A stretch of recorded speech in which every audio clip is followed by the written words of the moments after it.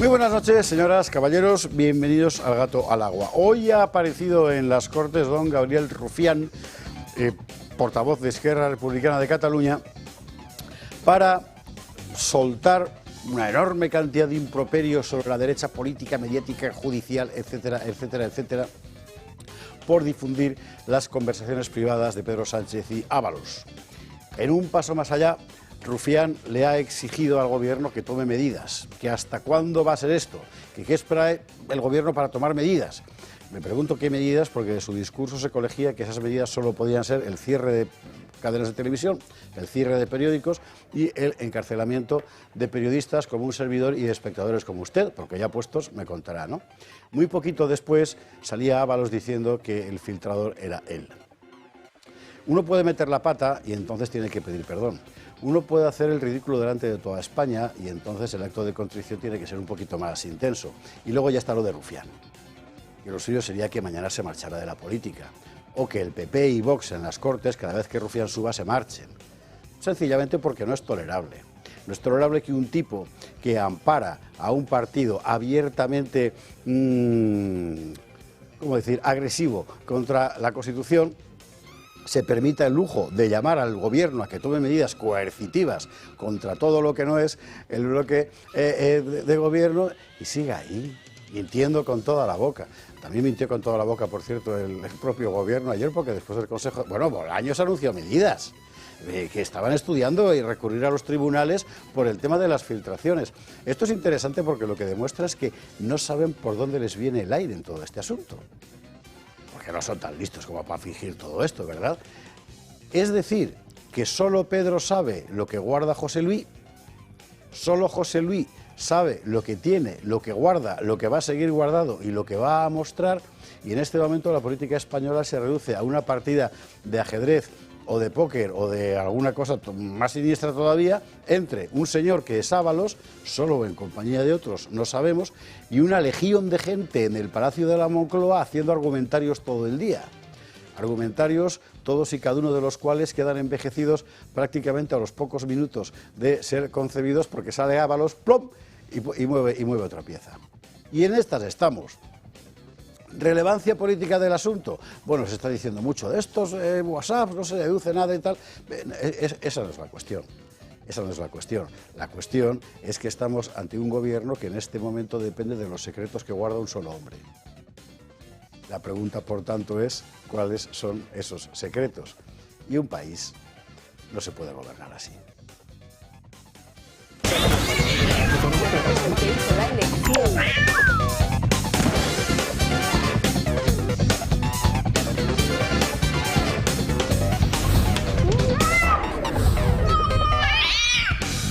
21:48, 20:48 en Canarias. Muchas cosas que han pasado hoy dentro y fuera de España. Algunas dará tiempo a contarlas hoy, otras me temo que no. Por ejemplo, en Francia, el Partido Comunista se ha alzado contra la ley de eutanasia. El Partido Comunista. ¿Por qué? Porque dice que eso del derecho a morir en realidad es una forma de enmascarar que se acabó el ayudar a la gente a vivir mejor. Tiene toda la razón del mundo, son comunistas, pero tienen razón, oiga, las cosas son como son. Bueno, si podemos lo contaremos hoy, si no mañana. Que el mundo está bullendo y nosotros aquí con Ábalos. Titulares. Bueno, el notición del día es que Ábalos dice que los WhatsApp de Sánchez los ha filtrado él. Y a partir de aquí se abren mil interrogantes. Uno de ellos, que ayer planteábamos aquí mismo en la mesa, es que claro, ahora se entiende un poco mejor que esos mensajes de WhatsApp estuvieran tan bien escritos y que el lenguaje que utiliza Pedro Sánchez fuera tan culto, cosa que realmente es que le encajaba poco. Da la impresión de que es una reconstrucción deliberada, que este hombre, Ábalos, saca ahora con una finalidad que solo él y Pedro Sánchez conocen. Y bueno, mire, yo esto no sé, entiendo que en el mundo pasan cosas mucho más importantes, es verdad, pero con esto... Si sobrevivo, dentro de 30 años voy a hacer una novela que va a flipar usted. El PSOE sigue con problemas mucho más gordos y es que la UCO apunta ahora a Santos Cerdán, miembro también del pequeño club del Peugeot, con el que hizo su campaña Pedro Sánchez, como Koldo, como Ábalos, pero mucho menos inteligente que Ábalos. No hay más que verle el agudo gesto. Y ojo, porque lo de Santos Cerdán, relevo de Ábalos en la Secretaría de Organización del Partido Socialista, puede dar muchísimo juego. Había hoy sesión en el Congreso, entre otras cosas, por el tema del apagón. ¿Qué dice el Gobierno? Que tenemos que darle las gracias por habernos dejado a oscuras y por lo rápido que han recuperado todas las cosas, que hay que ver qué bien trabaja el Gobierno. Ha sido un poco impresentable todo, porque todos sabemos lo que ha pasado. Nadie ha negado los sucesivos informes, hasta 11, que en los años previos habían avisado al Gobierno, ojo que esto va a pasar, a Red Eléctrica, que ignoraron todos los avisos, y ahora tratan de explicarnos que en realidad tenemos un sistema inmejorable. Bueno, la señora Agesen puede seguir subiendo a representar a su lobby en el atril de las Cortes, todo lo que quiera, pero los españoles ya han visto lo que hay. Si hoy algún español sigue pensando que la transición ecológica es otra cosa que una máscara para ocultar poderosísimos intereses económicos, es que no ve el Toro Televisión. Vámonos a Europa. ¿Por qué? Usted lo sabe porque nos ve. Nadie más se habrá enterado. Pero el asunto es gordísimo, que Ursula von der Leyen, que es esa señora que aparece ahí con esa chaqueta fosforito, está inmersa en una investigación seria por el asunto de las vacunas COVID. ¿Sabe usted que vacunas COVID se escribe con B y con K, ¿no? Bueno, pues las vacunas COVID con Pfizer. Empezando por los contratos y sobre todo por la opacidad en la tramitación. Bueno, había un proceso para pedirle a la Comisión Europea que dé a conocer los mensajes intercambiados con la cúpula de Pfizer. La Comisión ha dicho, no te los doy. Y ahora la justicia europea dice, ¿cómo que no me los das? Ya me los estás dando. Bueno, ojo, porque realmente nadie esperaba que el Tribunal de Justicia de la Unión Europea fuera a ponerse demasiado farruco con Úrsula. Aquí hay, de fondo, muchísimas cosas. Miles de millones sin justificar, millones de dosis de vacunas adquiridas sin ninguna necesidad y además los intereses del señor marido de la señora von der Leyen, o sea, de von der Leyen señor. Ojo a la cuestión. Bueno, y de inmigración nosotros vamos a seguir hablando. ¿Por qué? Pues porque estábamos hablando aquí cuando no se podía y ahora que se puede, pues no vamos a callar, evidentemente. Todo el mundo es consciente ya de que hay un problema. Discursos del tipo, son una oportunidad para nuestras sociedades, eso ya no cuela y quien lo dice queda inmediatamente estigmatizado. Vale, ahora la cuestión es qué carajo hacemos. Porque desde la crisis llamada Siria hasta acá han entrado en Europa entera, en España también, millones y millones tal cual de personas que sencillamente no se quieren integrar y piensan que no tienen por qué y que están constituyendo de hecho una sociedad ya rota. Bueno, ¿y ahora qué hacemos? Hasta el propio Starmer, el infame Starmer, salía ayer diciendo que se acabó lo de la inmigración. Hay que tener la jeta inglesa, ¿eh? Pero bueno, claro, ¿por qué dice eso? Porque es un problema real. ¿Cómo lo arreglamos? Bueno, pues lo plantearemos hoy aquí en la mesa.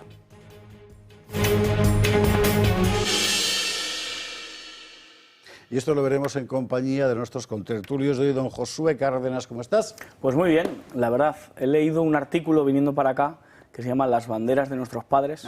Sí, y me ha emocionado mucho en la Gaceta, la verdad me ha gustado. Muchísimas gracias. Sí, de José Javier Esparza, y muy emocionante.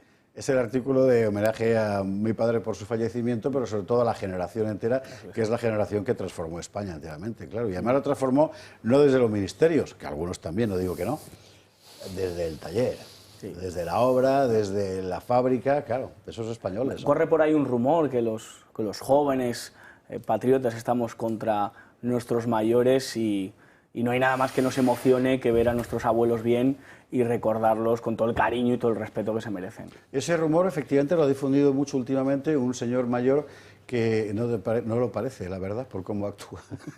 La verdad es que no. En fin. Abrazo fuerte, sí, don Juan Luis. Y no es Cebrián.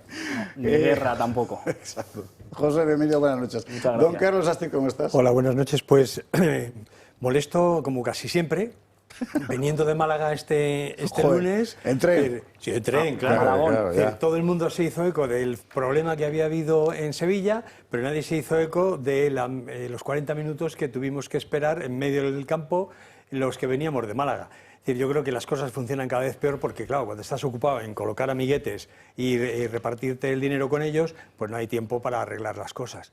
Y, entre otras cosas, yo creo que está muy bien lo de Ursula von der Leyen y compañía, que supongo que hablaremos después. Sí.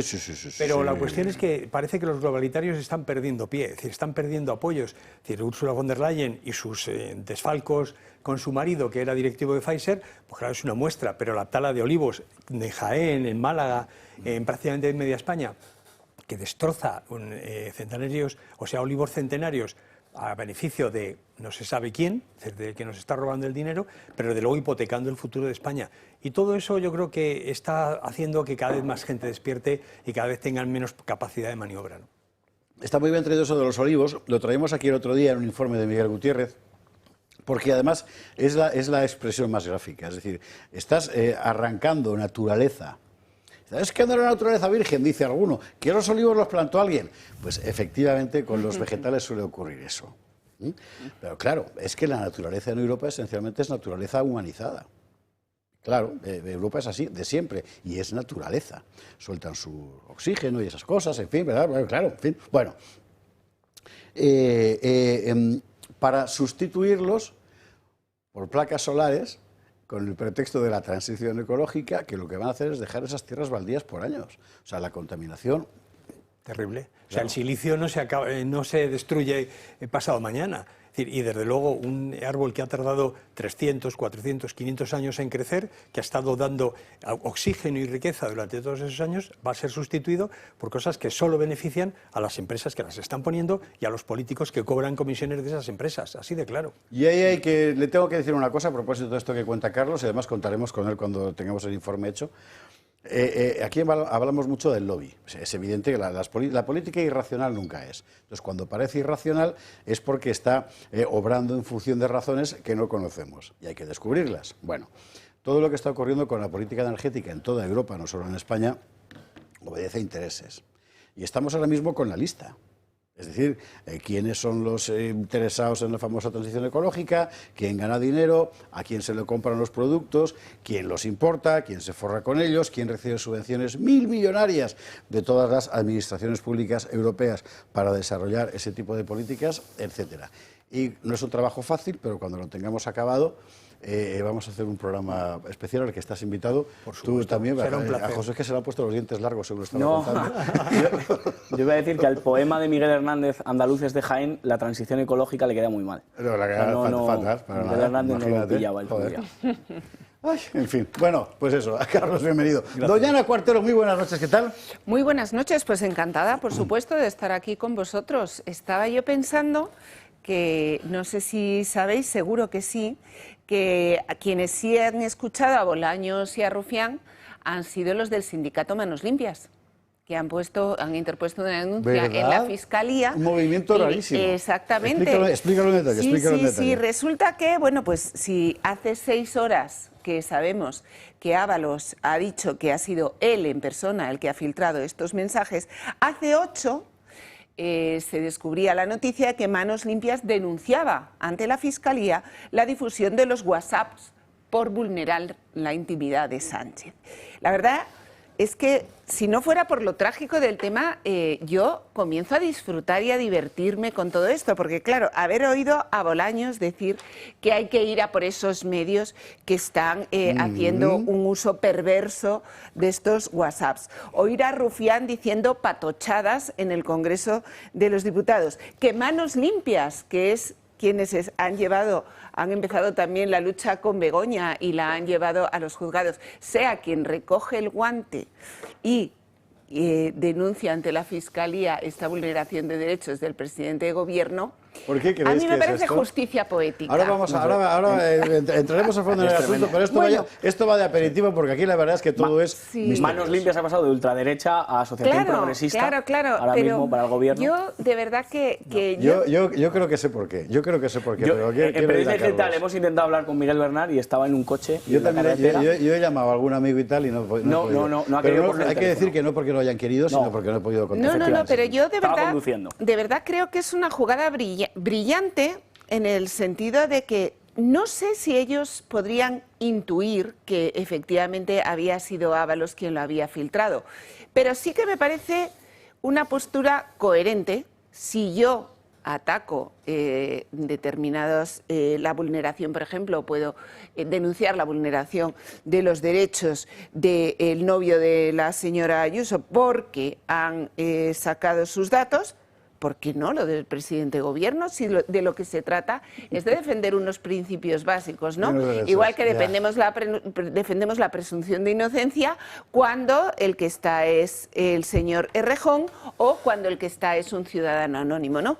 Y yo creo que es que la batalla de la coherencia es la que va ganando y que en el fondo además se cree incluso este humor, ¿no? Este sentido del humor que es tan característico del español irónico, ¿no? Que dice, oye, aquí te espero, ¿no? Aquí te espero. Y creo que se ha dado la carambola de que sea Ábalos. No sé si lo sabían o no. Es sarcasmo. Pero es sarcasmo exactamente. Más que la ironía, es sarcasmo. Sí, es sarcasmo. Un Ábalos que ha reconocido los mensajes del 2023. Dice que los del 2021, pues no sé quién ha sido todavía. Claro. Y mi pregunta es, ahora que sabemos que ha sido Ábalos, yo me gustaría saber si Ábalos ha dado un bloque de mensajes y el mundo ha elegido lo que quiere filtrar. O ha sido al revés. O Ábalos ha ido dando con cuentagotas. ¿Y por qué digo esto? Porque si la intencionalidad del filtrado de los mensajes la ha puesto un periodista del País, lo ha hecho con los criterios que él considera de lo que puede tener más repercusión, más interés informativo. Un periodista del Mundo. Perdón, del Mundo. Pero si es Ábalos el que ha decidido qué mensajes filtrar y cuándo. Él dice que ha sido él y por eso. Pero porque eran positivos. Ha filtrado muchos, y ha cribado el mundo, claro. O ha filtrado vamos como de esto vamos a hablar después. Vamos a volver al tema manos limpias que ha sacado Ana Cuartero. ¿Y tu tesis cuál es? Yo la cuento la mía. Yo creo que primero, es decir, Ábalos ha hecho una declaración de cuidadito, saco esto, pero vosotros sabéis que tengo mucho más. Yo creo que esto es una llamada de atención a sus amigos del Partido Socialista. La segunda cuestión es que yo creo que Manos Limpias tiene aquí dos objetivos. Por un lado, abrir el tiro y además hacerse accesibles los documentos que vaya a haber relacionados con el tema. Es lo que yo creo. Yo creo que es una maniobra efectivamente para decir, pues yo lo quiero ver eso. Claro. Y lo quiero ver todo, no lo que vaya filtrando ocasionalmente Ábalos según quiera. Puesto que es un material que puede estar incluso en un delito, pues entonces yo pido todo el material.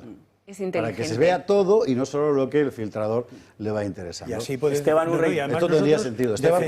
Defendiendo la honorabilidad y la privacidad de todo el mundo, de tirios y troyanos. Pero realmente sabemos, es una buena maniobra. Yo creo. Esteban Urreitieta, en la burbuja de Periodista Digital, perdonad la autocita, pero allí nos ha contado que podemos hablar de miles y miles de mensajes, los que tienen en su poder el diario El Mundo.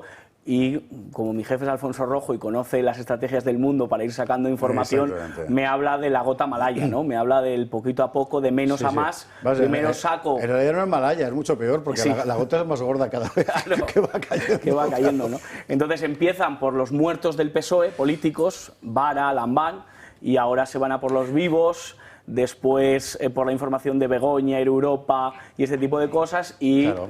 Más difícil todavía, ¿no? Lo del circo va a ir creciendo y sobre todo que Sánchez, a pesar de que sabrá lo que ha escrito, estará muy nervioso, ¿no? Imaginaosla... Pedro, que me ha dicho Jessica que te dé recuerdos. Por ejemplo... ya podemos esperarnos de cualquier cosa. En fin, esto era una broma, ¿eh? O sea, no, pero puede pasar. De momento. Tiene usted que tomárselo así. Bueno, vamos a la publi, que son las 22:04. Y a la vuelta, lo de las vacunas es importantísimo. Y yo sé que mucha gente le duele hablar de esto porque a nadie le gusta reconocer que lo han engañado y lo han tratado como un borrego tragado durante años y ha tragado. Pero no se preocupe, todos sentimos lo mismo. Nuestra obligación es denunciarlo. Y el asunto de la vacunación COVID ha sido un escándalo descomunal. Desde el punto de vista económico también, ya veremos aquí lo que ha pasado si llegamos a eso.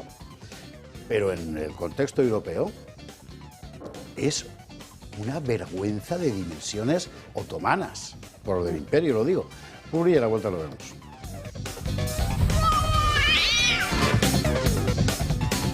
Que ya tenemos última hora, del Diario El Mundo sobre los WhatsApps. Se lo cuento enseguida. Va de la Comunidad de Madrid y además la cosa tiene su miga. Bueno, lo de las vacunas es muy importante. O sea, se han gastado miles de millones de euros de todos los ciudadanos europeos en adquirir inútilmente millones de dosis de vacunas a una empresa donde tiene intereses directos el marido de la señora von der Leyen, a partir de contratos tachados, aquí lo contamos, poca gente más lo contó, cuyo contenido se ocultó a todos los eurodiputados, no se quiso revelar y se ha ocultado incluso el intercambio de mensajes entre la Comisión Europea y la cúpula de Pfizer durante el contrato. Claro, eso llegó a los tribunales y el tribunal le dijo a la Comisión que a ver esos mensajes y la Comisión dijo que es que se han perdido porque no eran relevantes. ¿Y qué dice el tribunal ahora? ¿Cómo que has borrado los mensajes? Y algo sobre lo cuenta. ¿Vamos? ¿Vídeo? ¿Lo tenemos? ¿Vacunas? ¿Pfizer? Pínchate. Venga, ya. ¡El tribunal! Golpe de la justicia comunitaria a la presidenta de la Comisión Europea.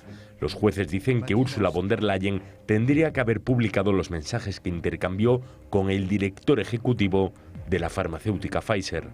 Las conversaciones son de 2021, en los momentos más críticos de la pandemia, mientras se firmaban contratos confidenciales, cuando los ritmos de vacunación estaban ralentizados en Europa y después de los problemas con la empresa AstraZeneca. Es ahí cuando von der Leyen decidió hablar en privado con el CEO de Pfizer. Los mensajes se los pidió el periódico The New York Times. Bruselas se escudaba en que eran cortos y que no es necesario guardarlos, pero el Tribunal General de la Unión Europea recuerda que tiene el deber de tener siempre su documentación accesible.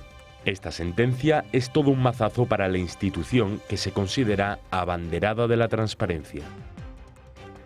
Hoy Jorge Buxadé insistía sobre este asunto. Hay que recordar que en la legislatura anterior del Parlamento Europeo solo ECR y el otro grupo, que vio nombre Identidad y Democracia, insistieron en la cuestión. Ahora, que los grupos son otros, están los mismos, porque aquí el consenso socialdemócrata, demócrata cristiano, liberal, ecolo, sigue funcionando. Son el bloque de la sumisión. Es asombroso. Bueno, Buxadé hablaba así. No sabemos qué firmaron, a qué se obligaron o de qué responsabilidades futuras pretenden excluirse. Lo dijimos cuando volvió a presentarse. Los que votaron en el Parlamento Europeo a von der Leyen para presidir la Comisión Europea se hacían cómplices. Populares y socialistas votaron a von der Leyen. Úrsula no puede seguir ni un minuto más como presidente de la Comisión y quienes le votaron deben pedir perdón. En realidad deberían irse todos a casa. Todo el día dando lecciones a rumanos, alemanes, franceses o españoles de a quién deben votar. Todo el día criminalizando con mentiras a Orbán, a Meloni o a cualquier patriota y llenándose la boca con lo del Estado de Derecho. Bruselas es una ciénaga. Por eso Patriotas exige una comisión de investigación sobre los escándalos de corrupción, desde el caso Pfizer hasta lo de Huawei, las conexiones de burócratas y diputados con Qatar, Marruecos o China, los pagos millonarios a ONGs para influir en el voto de los diputados en el Pacto Verde, las puertas giratorias de comisarios, todo es un escándalo. ¿Usted lo recuerda? Porque aquí lo enseñamos, las páginas de los contratos, con una línea negra, línea negra, línea negra. Esos fueron los contratos de las vacunas. Y todos los gobiernos europeos, todos obligando en la práctica a la gente a vacunarse. Digo en la práctica porque, como dice Mónica García, no se obligó a nadie. Pero si no te vacunabas no podías salir, no te contrataban, no sé qué. Hombre, claro. ¿Y sabe usted, por cierto, en España quién fue el que más ahínco puso? Feijóo, en Galicia. En fin. Bueno, alguien que ha seguido este asunto desde el principio muy intensamente ha sido Carlos Astiz. Sí, es que, además desde el primer momento. Sí, y yo creo que además no solamente ha sido una estafa, que se ve con claridad en este vídeo y en todas estas cuestiones judiciales. Yo creo que Buxadé ha estado muy oportuno aquí, creo que ha ido señalando cosas muy importantes, pero falta una cosa muy decisiva, y es que no solamente ha sido una estafa, no solamente ha sido una estafa de la que se han beneficiado una parte de la cúpula política de la Unión Europea, sino ha sido también una operación de control social, en el que además se ha puesto directamente bajo la excusa de la salud, bajo la excusa de la sanidad, todo un sistema que se nos ha acercado como nunca a una dictadura totalitaria. Y a una dictadura totalitaria con unos resultados que son directamente de muertos y de lesionados.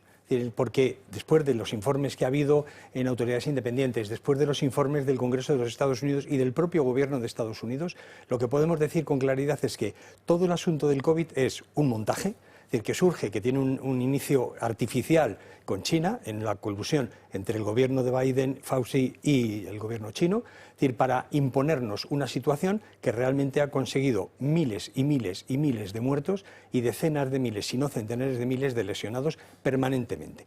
Todo eso supone un auténtico genocidio y no se puede calificar de otra cosa toda esta operación. Es decir, von der Leyen y compañía no solamente tienen que ir a la cárcel, tienen que ir a juicio e ir a cárcel con las penas máximas por la estafa que ha significado esto, que les ha hecho a ellos muy ricos, diría, son los políticos que, como ellos defendían todo este proceso de control social, sino también ha sido todo un proceso de aproximar o de liquidar la democracia en Europa y convertirnos en un Estado totalitario controlado absolutamente desde los medios de comunicación, a las organizaciones profesionales, a los ciudadanos de a pie, es decir, para controlarnos en toda nuestra vida, todos nuestros movimientos, y yo creo que eso hay que ponerle, aquí hay una cuestión central, y es estos tíos tienen que terminar en la cárcel y pagando con su propio patrimonio todas estas lesiones, y además tenemos que tomar nota de que por este camino solo vamos con esta gente, es decir, con el Partido Popular, con el Partido Socialista Europeo, solo vamos a una dictadura totalitaria más o menos encubierta. Pero Europa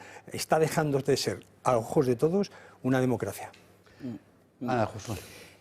Realmente estoy de acuerdo que es un tema de extraordinaria gravedad, y a mí me gustaría verlo en tres vertientes, cada una, digamos, podríamos decir más grave que la anterior, porque podríamos estar efectivamente ante un caso de intereses fundamentalmente económicos, y que realmente lo que estuviera persiguiendo la señora von der Leyen es al final un beneficio económico para ella, para su marido vinculado a Pfizer o para un determinado lobby.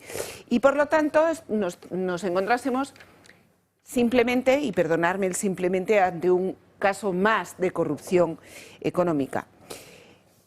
Estoy de acuerdo en que además podemos estar ante un caso de corrupción política, ¿no?, que es el uso de determinadas herramientas, ¿no?, para modelar el comportamiento social, para imponer una dictadura de lo correcto, para presionar, para someter a la población. Pero hay otra cosa que ya me parece, y creo que es importante que lo sepamos, es si estamos además ante un atentado directo a la salud de todos nosotros y a la vida de todos nosotros.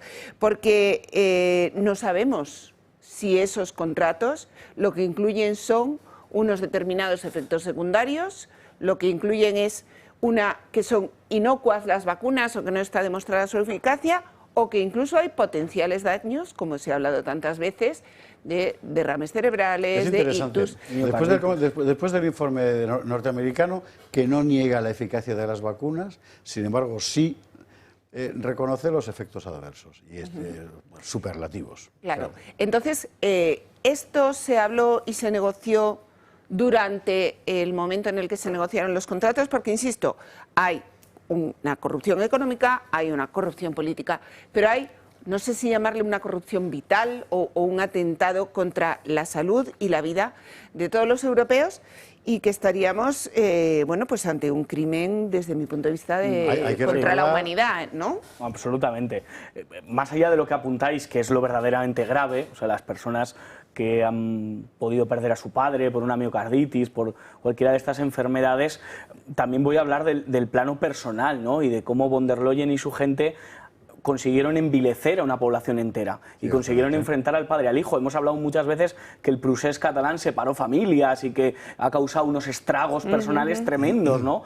¿Cuánto más fue aquello, no? O sea, los españoles tenemos muchas cosas cortas y una es la memoria, pero de verdad, cómo el fuenteovejunismo reinó durante un par de años y aquí todo el mundo se creyó que podía ser el delator, el señalador de su hijo, de su hermano, de su padre o de cualquiera que fuera en dirección contraria, ¿no? Esto es lo que provocaron estas gentes, ¿no? Y como no solo participó von der Leyen, sino que el 90 y pico % de los españoles también participaron de todo este señalamiento, claro, uno se pone a temblar. Yo cuando vi, de verdad lo digo, a Pedro Sánchez, Feijóo, Belén Esteban, Kun Agüero, un médico que estaba en Vox y ahora ya no está, unidos diciendo lo mismo y obligando a lo mismo e insultando al que no lo hacía y pidiendo que se perdiera el trabajo el que no lo hiciera, yo ahí me asusté y dije, no, mire, no me pongo esto, porque además se nos dijo, oiga, mire,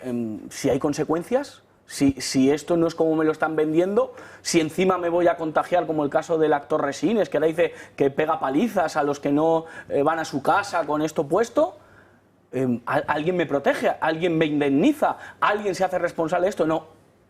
Y la gente haciendo colas para esto, y la gente señalando, y la gente desde los balcones, y en Navidades no nos pudimos juntar muchas veces, gente no se despidió de su padre. O sea, esto ya nos vamos a Sófocles, Antígona, de no poder, del destierro absoluto. Esto es lo que precipitó von der Leyen y su gente y los gobernantes que tragaron con esto, que a nivel europeo fueron todos, casi sin excepción. ¿Por qué la llamas von der Leyen? Bueno, no sé, por la pronunciación me cuesta muchísimo. Es que me hace gracia, porque había de pronunciar su nombre de muchas maneras, sí. Pero es verdad que es como Trump, en alemán, o Trump, como dice Maduro. Eso es. Exactamente. Sí.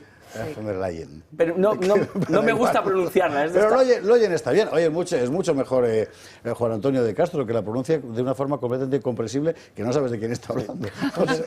Von der Pfizer la llaman también, ¿no? Von der Pfizer. Mira, Sí, total. precisamente sobre lo que estaba contando Ana, de la cuestión de la...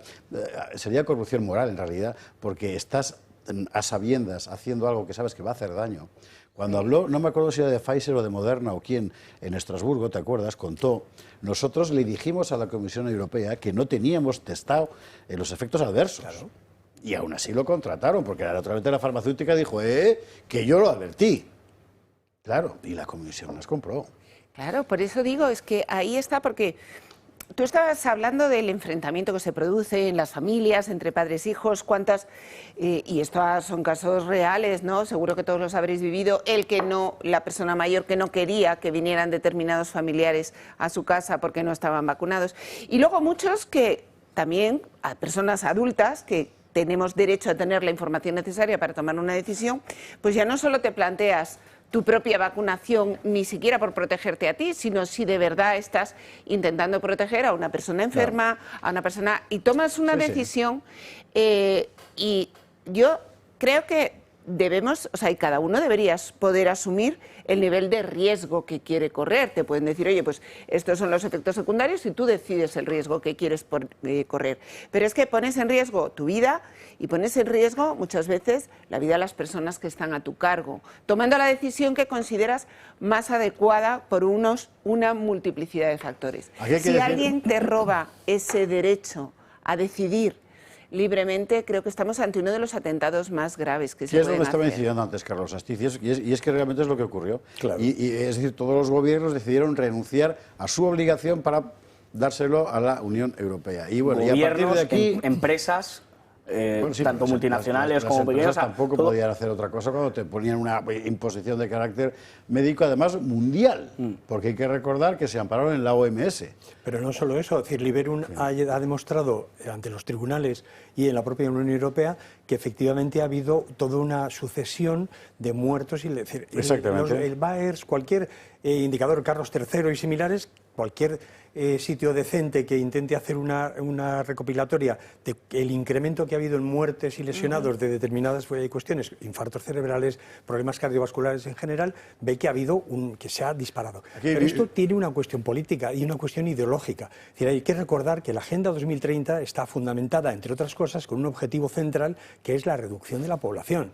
Y esto han supuesto millones de desapariciones, millones de personas desaparecidas. Y esto es una cuestión que no podemos olvidar, que esto entronca muy bien con lo que defienden estos tipos, es decir, lo que defiende el Grupo Popular Europeo, el Grupo Socialista y los liberales y similares, que es la Agenda 2030, entre otras cosas, tiene como objetivo la reducción de la población mundial. Somos demasiados y les molestamos en los jardines. Muy rápidamente, que tenemos una cosa importante que contar. Una última vuelta de tuerca. Tienen que decirnos a qué nos enfrentamos ahora. Todos los que se han vacunado, ¿a qué se enfrentan? Ah, por cierto, mañana, usted nos acordará, sí, seguro que usted se acuerda, aquí trajimos, y creo que fuimos la única cadena de televisión que lo hizo, la revolución que iba a suponer en el mundo de la sanidad en Estados Unidos la llegada de Robert Kennedy. Personaje ciertamente ambiguo y con claroscuros, pero que sobre este asunto había sido extremadamente valiente. Bueno, tiene chica nueva en la oficina, con el famoso anuncio, casi se llama, que de momento ha metido una revolución en el mundo del medicamento en Estados Unidos formidable. Bueno, nadie está contando esto. Nosotros mañana aquí con Ignacio García Valdecasas, que fue el que trajo el asunto, y aquí lo estuvimos comentando, entramos a fondo en lo que es una auténtica revolución en el mundo de la medicina. ¿Por qué? De la salud. Para no hacerla dependiente de la industria farmacéutica, que es donde estamos ahora en todas partes, y en Estados Unidos mucho más. Iremos con el asunto con... Yo participamos en la misma película, en Big Reset, y hablan y precisamente... Efectivamente. Es verdad que saliste en la denuncia en el Gran Reseteo. Sí, señor. Desde cuando y si un día hablamos de ensayos clínicos, si un día empezamos a hablar de ensayos clínicos, también tendríamos muchos temas interesantes que sacar con respecto a los intereses de las farmacéuticas europeas. También hay gente que dice que en pleno COVID para vacunas las que puso Ábalos en el Parador de Teruel. Eso eran banderillas. Eso eran banderillas. Eso eran banderillas. En fin. La última hora. ¿Qué es lo que está sacando el mundo en este momento? Nueva entrega de la correspondencia entre... ¿cómo se llamaba aquello de Confucio? ¿Anacolectas era?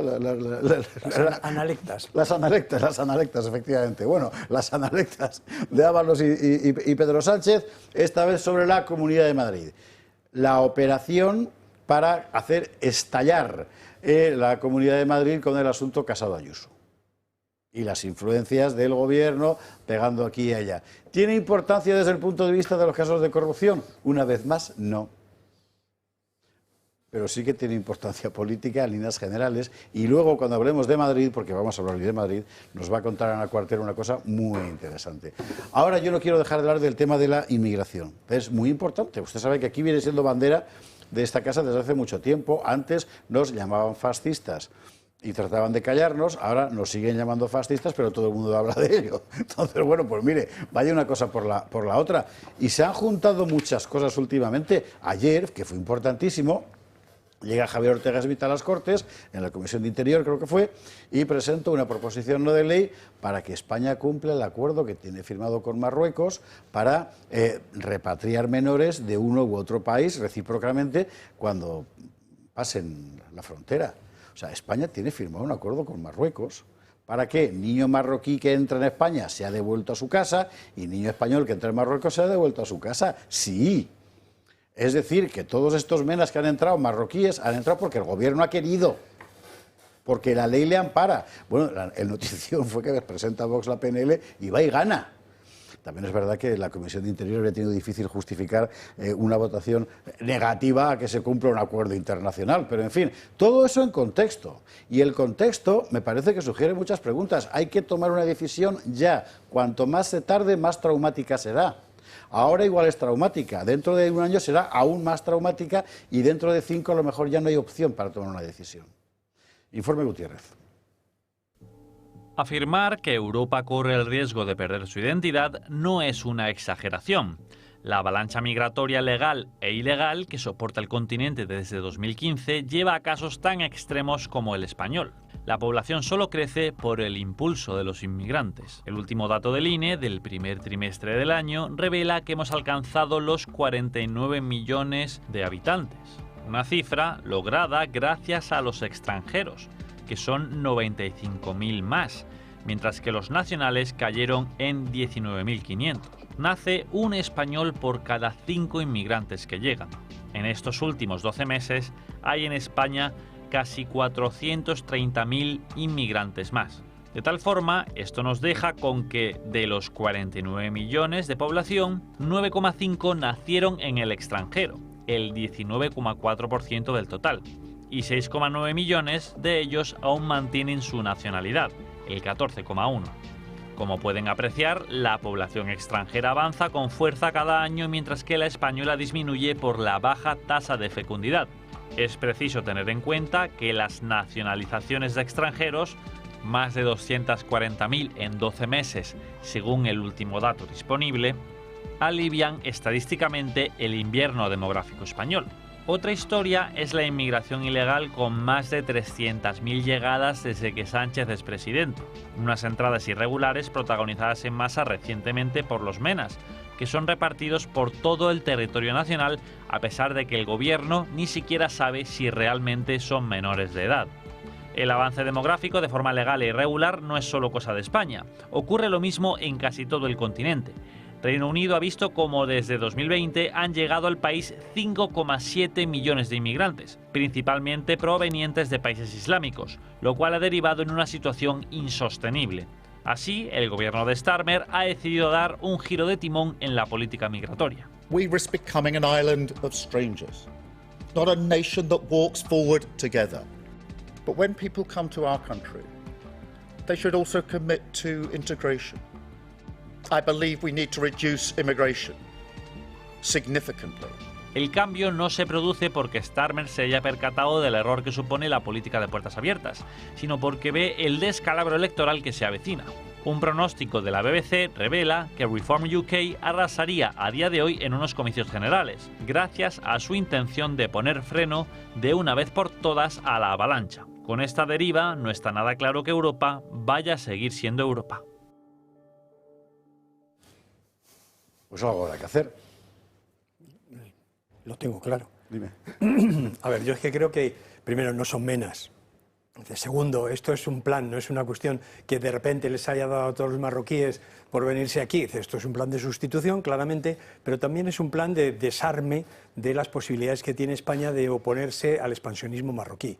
Yo creo que hay que verlo también desde ese punto de vista. Es decir, Marruecos tiene, y lo ha dicho con claridad, tiene un afán expansionista, tiene su mirada puesta no solamente en las plazas españolas del norte de África, no solamente el Sáhara Occidental, que fue también una provincia española, sino fundamentalmente en Canarias.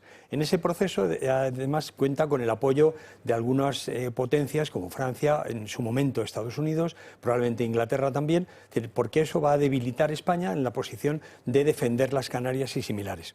Pero no solamente eso, sino que este proceso de sustitución es un proceso de sustitución de la población autóctona europea por inmigrantes que tienen otros referentes históricos, otros valores, otros referentes culturales, otros referentes religiosos, de tal manera que ese proceso de sustitución nos acerca a una población mucho más sumisa, porque los árabes, los musulmanes, perdón, tienen una visión mucho más cercana de identificación entre lo político y lo religioso, con lo cual el comendador de los creyentes es al mismo tiempo el rey, el sultán o el dirigente político.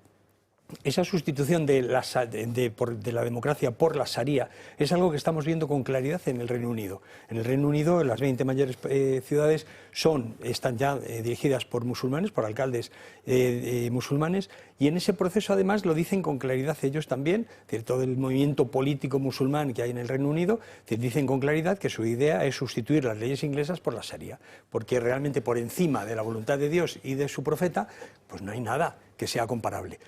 En ese proceso es precisamente la democracia lo que está en peligro, la continuidad de los propios europeos, y en ese proceso de sustitución hay una solución clarísima, clara, evidente, es decir, la devolución de todos los que llegan ilegalmente a sus países de origen, la remigración, que es la palabra que está de moda en el Reino Unido y que es precisamente y en Francia lo que justifica. también, efectivamente, y ahora es por donde sale Starmer. Claro, y justamente ¿por qué? Porque ha visto que, lo hemos visto en las elecciones municipales, en las elecciones de esta última semana, en la que han arrasado. Los laboristas y los conservadores prácticamente han desaparecido. ¿Por qué? Porque cuando tú tienes un problema central y el único que habla de ese problema central se presenta a las elecciones, le votas. Sí, sí. El problema de la inmigración gracias a Dios que empezamos a hablar de problema y no de fenómeno, no lo utilizamos ese tipo de, no sé si llamarlos eufemismos, pero llamamos a las cosas por su nombre. Vamos a ver, en el problema de la inmigración creo, y lo digo sinceramente, no deben jugar factores que cierto buenismo sí que achaca o nos echa encima a los que queremos un modelo migratorio decente y responsable. No está el tema de la raza. España nunca ha tenido un problema racial. No es un problema de que vengan negros, blancos, que vengan asiáticos o que vengan de cualquier tipo de raza. No es un problema de humanidad. España no tiene un problema con la humanidad, y menos una España de los que nos consideramos cristianos y que estamos dispuestos a ayudar a la persona que venga con las necesidades que vengan. Tampoco creo que se debe hablar desde un punto de vista económico. A mí me molesta muchísimo que el centro de Madrid se esté convirtiendo en la Embajada de México o de Venezuela, y que gente millonaria se esté comprando el barrio Salamanca y que expulse al autóctono madrileño de sus propios barrios, al igual que me puede llegar a molestar que Usera ya sea irreconocible o que otros barrios en Barcelona o en otras geografías de España pues no sean, digamos, el pueblo, el barrio que tú habías conocido cuando eras niño, ¿no? Pero cuidado con el elemento también económico, y tampoco creo que sea religioso. O sea, no creo que aquí hay que pedirle a alguien si viene musulmán, si viene evangélico, si viene ortodoxo o de dónde viene, ¿no? La cuestión es de modelo. Como muy bien ha dicho el primer ministro inglés, que ahora se suben a esta burra los progres, y veremos a Sánchez un día oponerse a la inmigración, y si no al tiempo. Es un problema de reconocimiento, es un problema de que pasemos de una nación unida a una nación que no se reconozca, y que por lo tanto las motivaciones, lo que lleve a esa nación a moverse de una determinada manera, sea en base a lo que núcleos de población que no tienen nada que ver con nosotros estén establecidos, ¿no? Entonces, es una cuestión de números, es una cuestión de datos, es una cuestión de que si no nacen españoles y vienen personas de otras realidades, de otras latitudes, van a imponer en España esas latitudes. No voy a meterme con ningún país, creo que no hay nadie de Groenlandia que nos está viendo, pero si un montón de gente de Groenlandia viene a un barrio concreto de Madrid, pues dentro de poco, sé que por la temperatura es un poco complicado, pero veremos iglús, veremos polos de fresa y de limón y, bueno, pues hablando la lengua de los esquimales y dándose besitos en la nariz. Cambien el país Groenlandia por otra realidad, y eso es lo que se produce en cada barrio donde ya la inmensa mayoría es de esa realidad. Por lo tanto, no lo juzguemos ni éticamente, ni racialmente, ni económicamente, ni religiosamente. Hablemos de modelo, hablemos de personas, hablemos de cantidades y sepamos que queremos que España siga siendo España. Si metes a 50 millones de nigerianos en España, hablamos de Nigeria y ya no hablamos de España. Esa frase me suena, porque eso lo dije yo no sé dónde. Rocío de Mer lo convirtió en meme y ya se me ha emancipado del todo. Pues así que gracias, Rocío, de los pocos diputados que desde hace años viene precisamente trabajando en este asunto, y con toda la razón del mundo, claro. Ana Cuartero Ibáñez. Pues sí, bueno, pues yo quería, la verdad es que quería comentaros varias cosas. La primera, me acordaba de algo que leí en un libro hace poco, que se llama Madrid Distrito Federal, que dice que Madrid se ha convertido en ese sitio donde los exiliados del régimen de Maduro se toman el aperitivo en el barrio de Salamanca con los amigos del régimen. Esto es un poco lo que tú denuncias, ¿no? Madrid también se ha convertido, ese Madrid de la atracción de inversiones, se ha convertido en un Madrid que lo único que le importa es el dinero y no su procedencia, y se producen porque esto es real, ¿no? Y luego, cuando estabas hablando también de los de Groenlandia, mira, me estaba acordando, el pueblo inuit, que son los oriundos de Groenlandia, han sufrido operaciones del tipo de que en un momento determinado los daneses deciden llevarse a los niños supuestamente mejor preparados para hacer un proyecto de inmersión, ¿no?, en la cultura danesa, separándolos de sus raíces, separándolos de sus costumbres, les hicieron olvidar su idioma, y fue un experimento absolutamente fallido y además absolutamente desgarrador, ¿no? Y han vivido esos problemas. Sin embargo, nosotros estamos constantemente siendo atacados por una supuesta racismo, fascismo. Mira, nosotros, si hay algo que defendemos en la memoria y en el orgullo español, es la memoria de Isabel la Católica. Isabel la Católica fue la primera que dijo que los que vivían al otro lado del océano, que los que habían encontrado Pizarro, todos los descubridores, tenían la misma dignidad que nosotros. Y de hecho favorecieron el mestizaje. se favorecía el mestizaje, se favorecía el matrimonio entre los que llegaban allí como, además, una vía de evangelización. Por lo tanto, como tú bien decías, los españoles no hemos sido nunca racistas, ni lo que pasa es que tampoco los hemos llamado nunca inmigrantes a nuestros hermanos del otro lado, ¿no? Pero, ¿qué es lo que nos estamos enfrentando? Estamos enfrentándonos a un fenómeno inmigratorio ilegal. Y un fenómeno inmigratorio que hay que parar. Decías, ¿cuál es la solución? Pues mira, yo no sé cuál es la solución a largo plazo. Lo que sí sé es que pasa porque a corto plazo paremos el efecto llamada. Y eso significa que ni una regularización más. Eso significa que ni una persona más sin papeles puede pasar la frontera.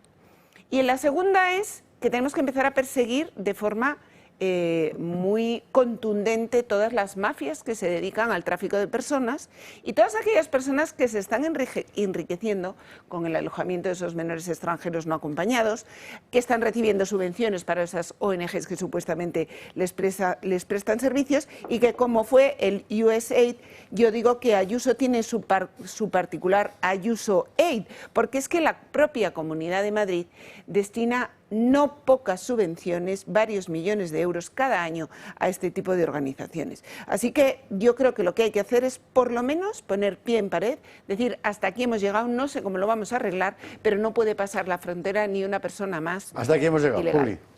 Juli, hemos llegado exactamente hasta aquí. Y le hago notar que yo apenas he opinado. Porque luego hay gente que dice, es que no para de hablar de estos temas. Ya me desquitaré el viernes. Y a la vuelta vamos a empezar con la política nacional y evidentemente por el asunto Ábalos, con la noticia del día, que no es tanto la última revelación del mundo como la revelación del propio Ábalos, diciendo, ahora que os habéis puesto todos como... que me he hecho reír, Carlos. Ahora que os habéis puesto todos como hidras, que sepáis que el filtrador he sido yo. O sea, de verdad, la jugada es magistral. Y te lo estás imaginando ahí con la barriguita, el traje de luces, ¿verdad? La montera puesta y el capote. O sea, lo de Ábalos es una cosa. Publi, y a la vuelta lo vemos.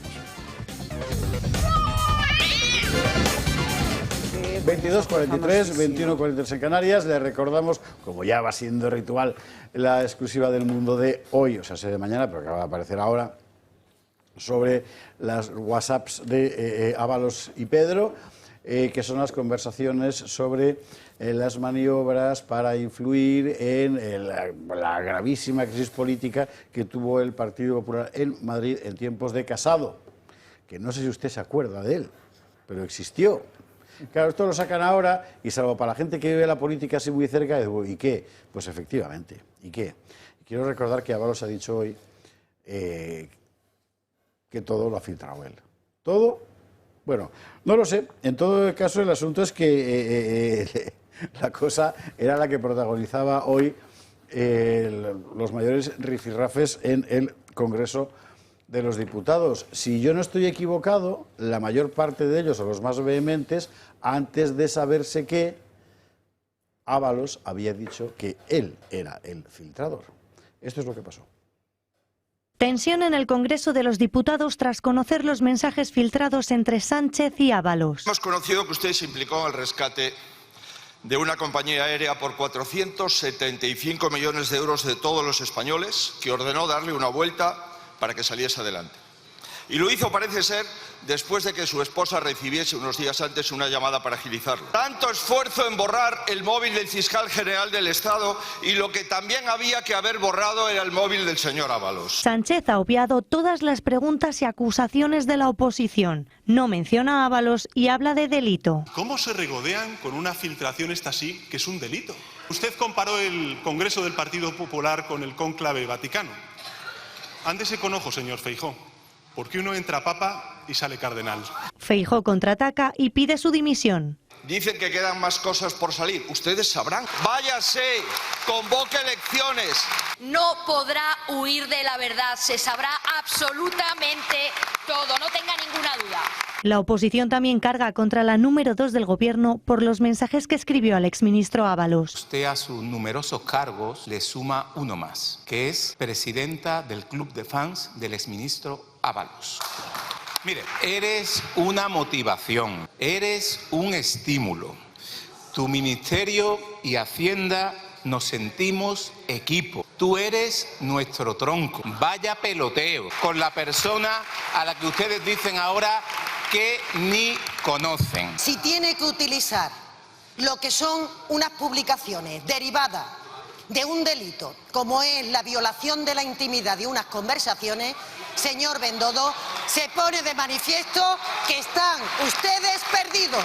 El resto de ministros implicados no se ha librado. Ministros que son humillados por el presidente y que por supuesto no van a dimitir porque no tienen ninguna dignidad ni vergüenza. Margarita Robles era una pájara que duerme con el uniforme.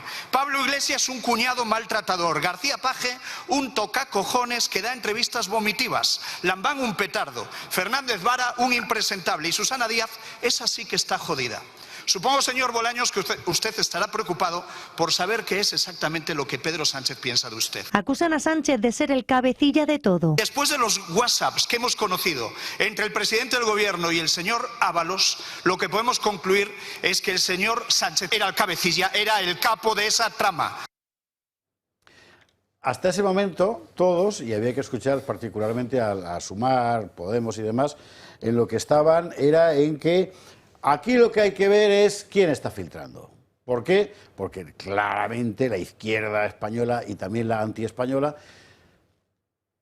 la izquierda antiespañola, lo que estaba viendo era que aquí había un contubernio claro de la derecha política, la derecha mediática, la derecha judicial, sacando filtraciones, ¿verdad?, para erosionar.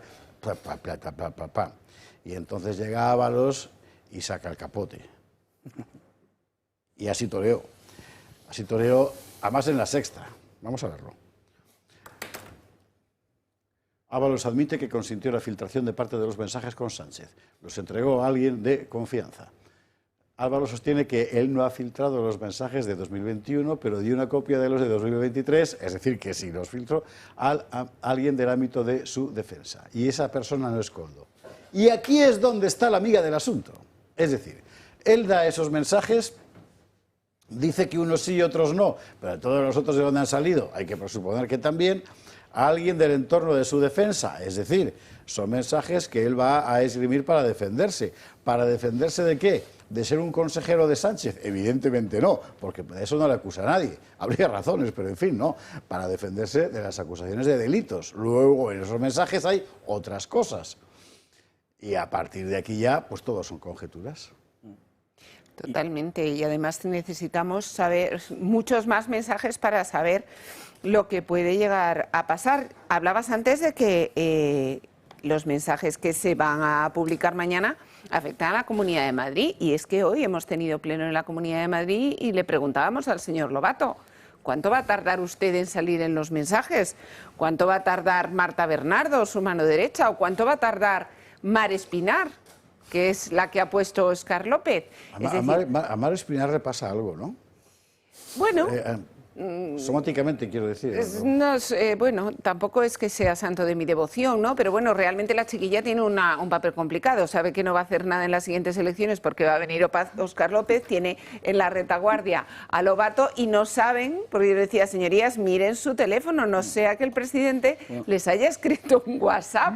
Porque claro, y es qué que nervios mismo... dentro de todo el Consejo de Ministros, porque claro, ya sabemos que Margarita Robles es la pájara. Que duerme con uniforme. Sabemos que Pablo Iglesias es el maltratador. ¿Qué pensará Sánchez de Bolaños, de Puente, de Yolanda Díaz, de todos estos, de sus ¿no? votantes? De sus votantes. Claro, porque es que las conversaciones, evidentemente, están filtradas, que nos han dosificado los mensajes que quieren, pero yo no veo conversaciones de, oye, ¿cómo arreglamos lo de la vivienda? Oye, ¿cómo hacemos que los españoles lleguen a fin de mes? No, está pensando en a por Ayuso, está pensando en la moción de censura de Castilla y León, está pensando en a ver los de Ciudadanos si me votan no sé qué. O sea, todos son cuitas políticas, todos son estrategias. ¿A quién me cargo? Pienso en este. O sea, es una especie de cluedo un poco, de verdad, chabacano y de un macarra. O sea, yo veo actitudes matoniles y creo que los españoles no nos merecemos un presidente que en lugar de estar pensando en arreglar los trenes está diciendo quién le puede traicionar, quién no, que piensa que esta está jodida, que el otro es un petardo y ese tipo de cosas, ¿no? Más allá de lo político, de los mensajes. Claro cuáles son sus prioridades.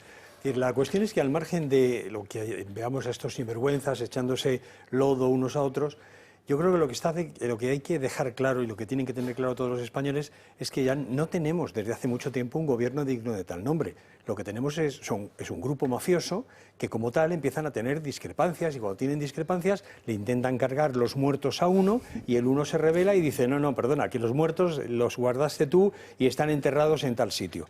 Porque hay que recordar que tenemos no solamente a Ábalos, no solamente toda la trama Koldo, similares, a Begoña Gómez, el hermano del presidente, sino que tenemos a Santos Cerdán, que está metido ahora mismo en todo un pollo con las constructoras, porque ha trabajado Peugeot para las entero constructoras. está sucio. Claro, el Peugeot que recuperó a Sánchez. Y no solamente en el eso, es decir, es que tenemos también una hacienda que está dedicada fundamentalmente a nutrir a toda esa gente, a todos esos coimas y mordidas, con el dinero de todos los españoles. Es decir, hay una cuestión muy importante y es que un bufete norteamericano ha interpuesto una demanda contra Hacienda precisamente por, entre otras cosas, ser un organismo de extorsión a los españoles.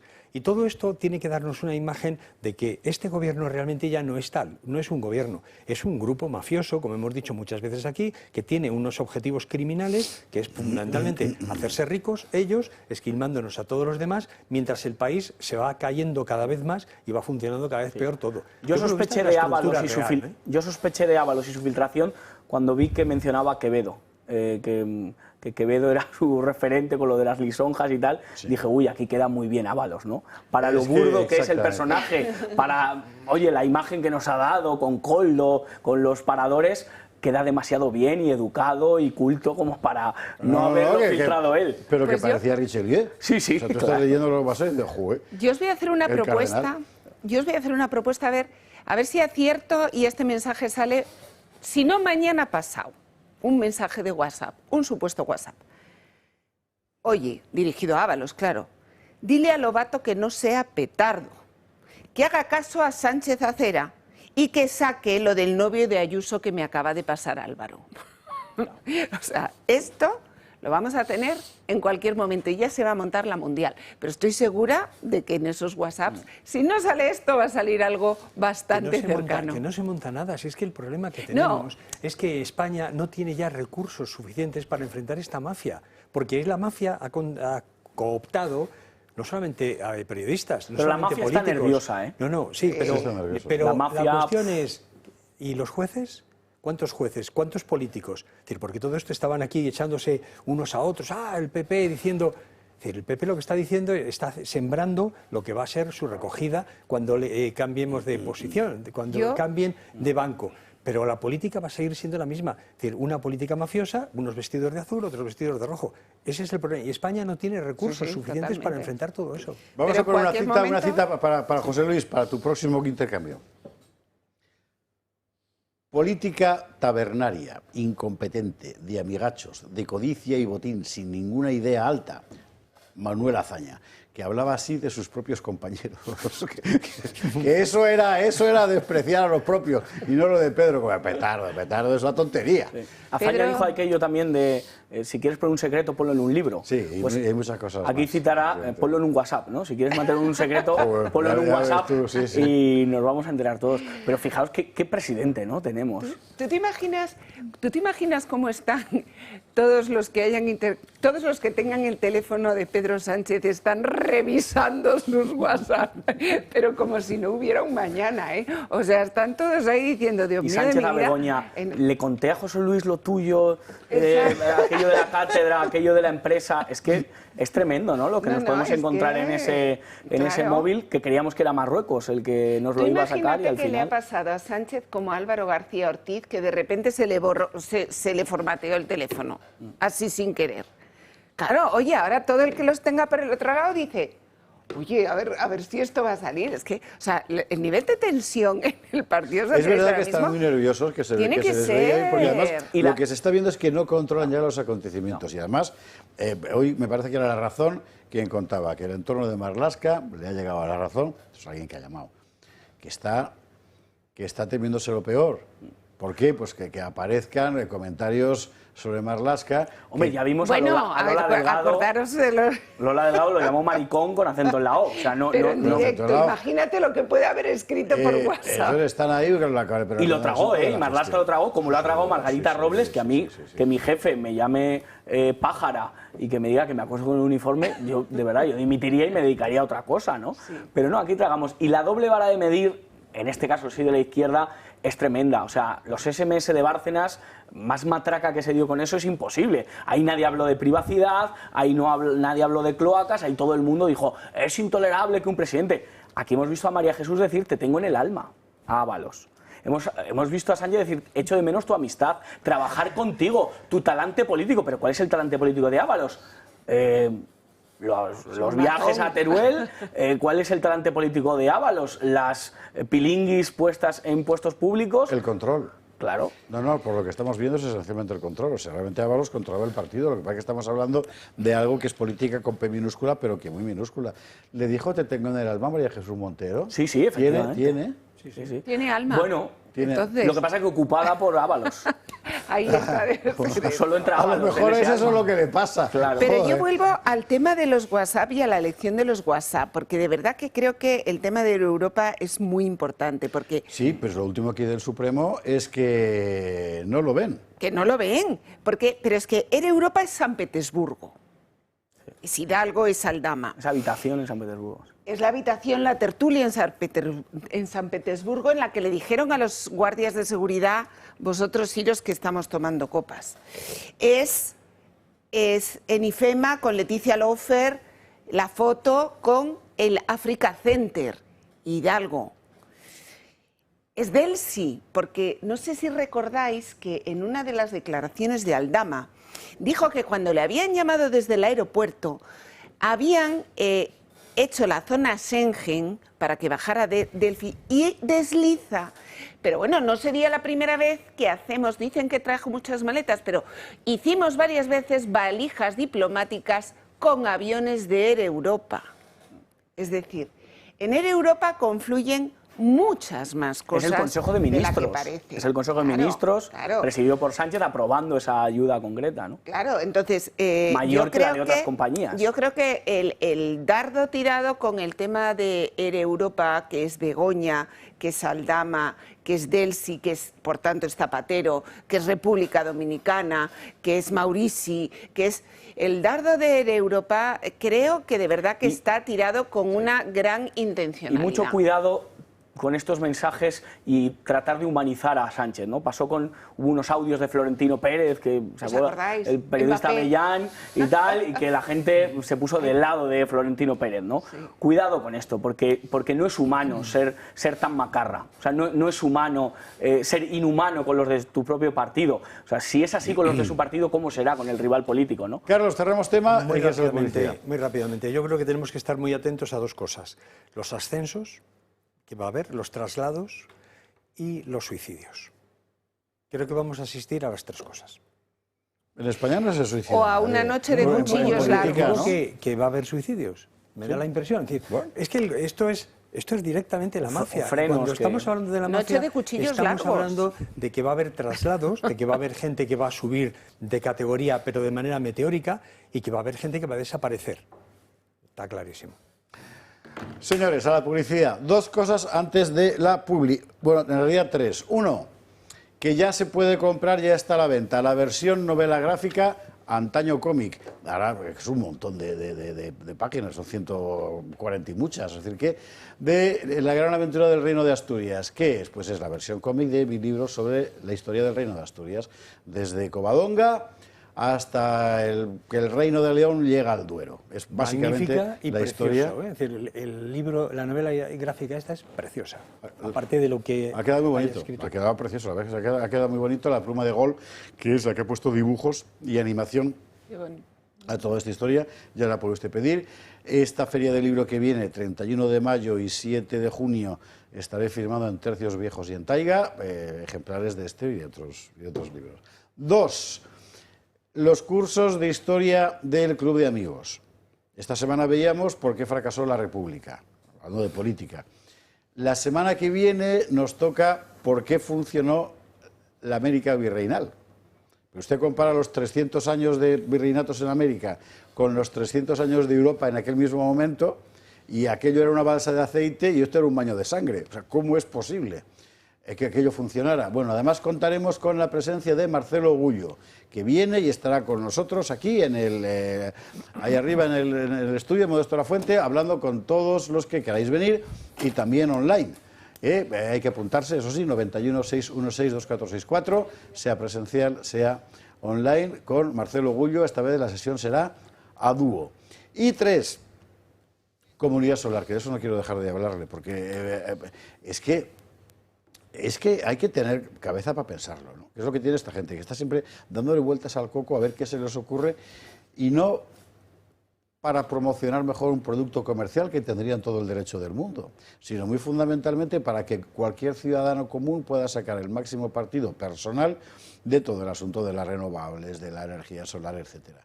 Y es lo que ellos ofrecen. Por eso hacen una comunidad solar.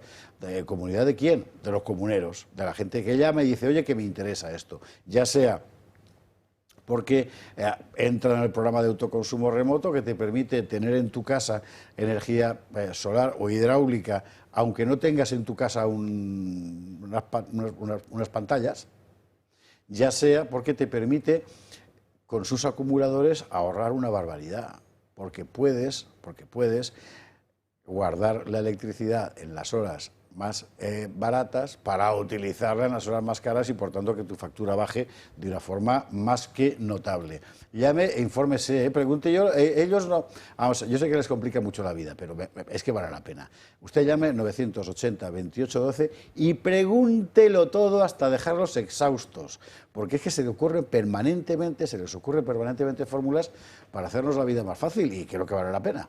Comunidad Solar, 980-2812. Vámonos a la publicidad. A la vuelta hay que hablar de lo que ha pasado en la Comunidad de Madrid, que básicamente se sustancia en lo siguiente. El Partido Popular excluye a Vox de la Comisión Begoña en la Asamblea Autonómica. ¿Por qué? No es exactamente así, sintetizo mucho, pero básicamente es eso, Y merece darle un par de vueltas. Vamos a la publi y a la vuelta lo vemos. 23 y 7, 22 y 7 en Canarias y vamos a la Comunidad de Madrid. Yo tengo que decirle antes que si usted no ha visto, porque no es de Madrid o porque no le interesa, los debates en la Asamblea de Madrid, yo he estado escuchando uno que o algo así, no era exactamente un debate, era entre Mar Espinar, ¿no?, que es la socialista, ¿no?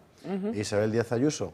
Y realmente faltaba el maestro Chueca para ponerle música. ¿Era una zarzuela?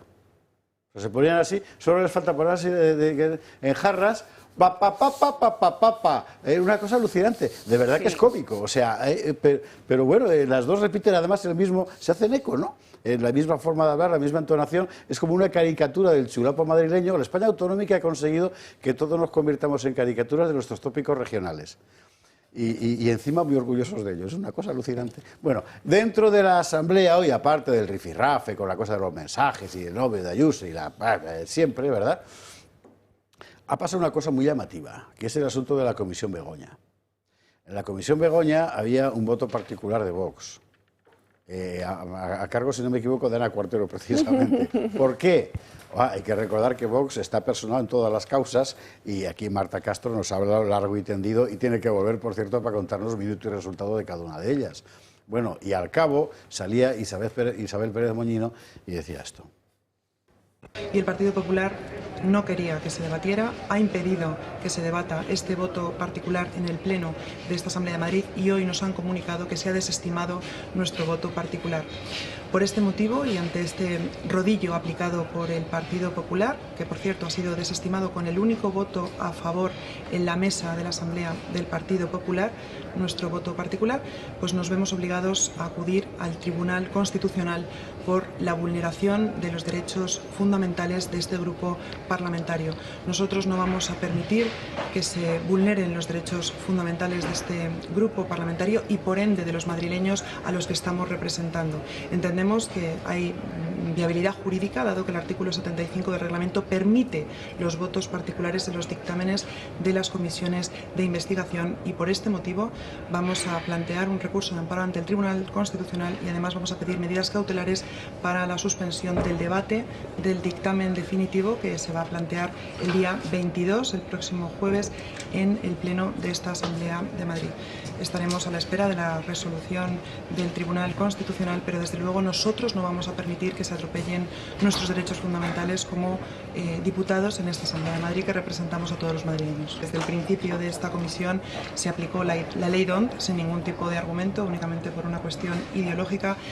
No quisieron estudiar nuestro plan de trabajo, nos han impedido traer comparecientes, es decir, se han ido produciendo una serie de atropellos de los derechos fundamentales, y ahora el voto particular que nuestra portavoz Ana Cuartero en la comisión de investigación de la cátedra de Begoña Gómez hemos preparado conjuntamente en el grupo parlamentario, pues han decidido que no se quiere incluir en el dictamen definitivo y que se va a debatir en este pleno. Nosotros entendemos que tenemos derecho a presentar ese voto particular, que la mesa no tiene por qué entrar al fondo del asunto y que lo único que tiene que hacer es aplicar el artículo 75, que dice que en los dictámenes de las comisiones de investigación cabe el voto particular.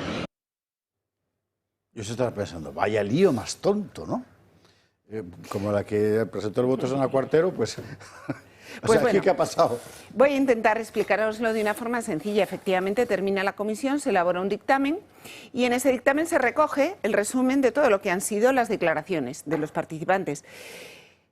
¿Qué es lo que pasa? Una vez aprobado el dictamen, nosotros decimos esto es verdad, pero no es toda la verdad. Y no es toda la verdad porque hay 79 comparecientes que han sido admitidos y que no se nos ha permitido que los llamemos a comparecer sin ningún motivo. Entre esos comparecientes, ¿quiénes están? Pues están personas tan importantes como son Barrabés, por ejemplo, como es el CEO de Indra, el CEO de Telefónica, como es Red Eléctrica. Que entonces, vosotros los habíais que llamado nosotros a la los habíamos llevado a la comisión. Y la comisión dijo que no entra. Y la comisión dijo, ya no hay más comparecientes. Entonces, lo que se dice es verdad, pero no es toda la verdad. Entonces, y no solo eso, sino que, oye, todo esto ha pasado en la Universidad Pública Madrileña y hay un consejero responsable de la Universidad Pública Madrileña. Si estamos en una comisión de investigación en la Asamblea de Madrid, pues habrá que al menos llevar al consejero en ese momento y preguntarle si conocía todo esto. Y esto tampoco. Entonces, insisto, nosotros hemos dicho, esto es verdad, pero en nuestro voto particular decimos, no es toda la verdad, no se ha cumplido el objeto de la comisión porque faltan los testimonios de todas estas personas que son clave. Claro, esto no ha gustado al Partido Popular. Entonces el Partido Popular, en vez de dejar que se debata en pleno y que una vez se debata en pleno sea publicado en el diario de la Asamblea, pues lo que han decidido es inadmitirlo a trámite para que no quede ni rastro de la existencia de ese voto particular. Entendido. Entonces, claro, la pregunta es, ¿de qué tiene miedo el Partido Popular? ¿Por qué no quiere continuar la investigación? ¿Por qué no quiere que cuando este dictamen vaya al juez Peinado vaya con un voto particular adjunto que diga, señor juez, esto es verdad, pero no es toda la verdad? Sí, por favor. Yo es que creo que es evidente que el PP tiene muertos en el armario también. Es decir, que no solamente cuando estamos hablando del caso Begoña Gómez, hay algunos elementos públicos, de dinero público y con responsables políticos públicos relacionados con el Partido Popular. Es decir, recordemos el Instituto de Empresa, la Universidad Complutense, por ejemplo. Es decir, ¿pero qué sucede? Pues que el PP quiere sustituir al PSOE, quiere atacarle pero poquito y sin que se salgan esos muertos del armario. Me parece que es esto, es decir, vamos a representar que estamos enfrentados unos con otros, pero hay cuestiones fundamentales, por ejemplo, toda la implicación que tenemos en determinados estamentos públicos, por ejemplo, la educación, organismos dependientes de la Diputación o del Ayuntamiento o de la Comunidad Autónoma, que están implicados también en todo ese proceso mafioso de pagar mordidas, de recibir favores públicos con dinero público. Yo creo que es esto de lo que hay detrás. Y en este sentido, no van a querer que se llegue al fondo del asunto y yo creo que además, en este sentido, lo que tenemos que confiar, hasta donde sea posible, es en esos jueces honestos, que quieren hacer su trabajo, porque me parece que en la Comunidad de Madrid o en el Gobierno de España hay suficiente gente metida en el ajo y con los pies o las manos manchadas como para que quieran que esto se aclare del todo. Me parece que es la población la que tiene el derecho y la necesidad de aclaración, que es nuestro dinero el que están malversando y el que se están llevando a manos llenas, pero me parece que hay que esperar de ellos, del Partido Popular o del Partido Popular o del Partido Socialista, que son las piezas que se intercambian, precisamente los que tienen el poder para que sigamos en el juego. Esperar de ellos que lleguen a la verdad del asunto y hasta la última consecuencia es esperar demasiado. Y luego al PP de la Comunidad de Madrid, desde un punto de vista político, hay que recordar una cosa. Ustedes tienen una mayoría absoluta que se han ganado, que es verdad que en España las mayorías absolutas te entregan una superrepresentatividad que creo que no es acorde a la realidad, pero que ustedes no tienen la unanimidad de la Cámara. O sea, hay un partido Vox con una serie de votantes que creo que ya han tenido, si no recuerdo mal, 4 oportunidades para votar a Ayuso y no la han votado. Han decidido votar a otra opción que se llama Vox, por una serie de motivos, ¿no? Y yo creo que el PP muchas veces quiere en Vox pues un auténtico aliado sin ningún pero. Y para eso creo que no está Vox. Vamos, aquí está Ana Cuartero para decir que no ha venido Vox a poner la alfombra, a decir, Ayuso, qué guapa eres y qué bien lo haces todo, sino todo lo contrario, para hacerle oposición y decir, señor Ayuso, usted se equivoca en muchísimas cosas y en muchas cosas, aunque usted tenga el aparato de propaganda y de marketing quizá más grande desde los Rolling Stones, pues hay cosas que hay que ponerle un pero, hay que levantar la mano, hay que alzar la voz y hay que decir que usted no lo está haciendo bien, ¿no? Y en este caso es un caso flagrante, entonces que el PP tiene que entender que no solo existe la izquierda, sino existe una fuerza que es Vox, que sociológicamente tiene muchos votantes que en su vida van a volver a votar al PP, y esto lo tiene que comprender el PP. Hay gente en España que se ha cabreado con el PP, que el PP le ha defraudado una y otra vez y que no va a volver a votar al PP, y a ese votante, más allá de al político, hay que respetarle, hay que escucharle, y en este caso, en estas comisiones, muchas veces se dice que es Vox el que pone la zancadilla al Partido Popular. Bueno, en este caso creo que es flagrante que es el Partido Popular el que pone la zancadilla a Vox, y yo creo que la causa común contra la corrupción deberían ir de la mano todos aquellos que no quieren participar de la corrupción. Lo que hay que tener claro además, Josué, es que no se puede luchar contra la corrupción con la irregularidad. Entonces, lo primero es que es muy difícil vender el mensaje de que Vox, que lidera la acusación popular en los juzgados, resulta que le da un balón de oxígeno a Sánchez en los parlamentos. O sea, yo creo que ese es un razonamiento que se cae por su propio peso. Pero luego, aunque le parezca al Partido Popular extraño, hay diputados que creemos en nuestro trabajo. Entonces, cuando tú, a pesar de que no creo en las comisiones de investigación, cuando me dan la responsabilidad y la portavocía, cuando Fuster, que era el anterior portavoz, descansa en mí la responsabilidad sobre la portavocía, yo cojo las normas de la comisión, de una comisión que yo no quise, una comisión que nosotros no votamos, yo cojo las normas de la comisión y tengo el mandato derivado de la Cámara de que esas normas, ese contenido, ese objeto de la comisión se cumpla. Y cuando finaliza la comisión y el Partido Popular sistemáticamente me ha impedido, con hechos positivos, de restringirme el número de comparecientes que puedo llevar, restringirme la calidad de los comparecientes, solo me deja activar una solicitud de comparecencia a Pedro Sánchez porque encaja en el ámbito de lo que ellos... O sea, yo no hubiera tenido nunca la posibilidad de llamar a Barrabés a comparecer o de llamar a Red Eléctrica. Entonces, han activado unos cortafuegos que me han impedido a mí desarrollar el trabajo que ellos mismos han propuesto. Y claro, que benefician objetivamente al PSOE. Bueno, pero en todo caso, ahí me parece que es evidente que el PP lo que quiere es, como decir, apoderarse del protagonismo en este asunto. Y aparentar que ha hecho... Claro. O sea, os digo por lo que es de mentira, ¿no? Si yo no presento este voto particular, estoy diciendo que hemos cumplido los objetivos de la comisión. Y eso no es verdad.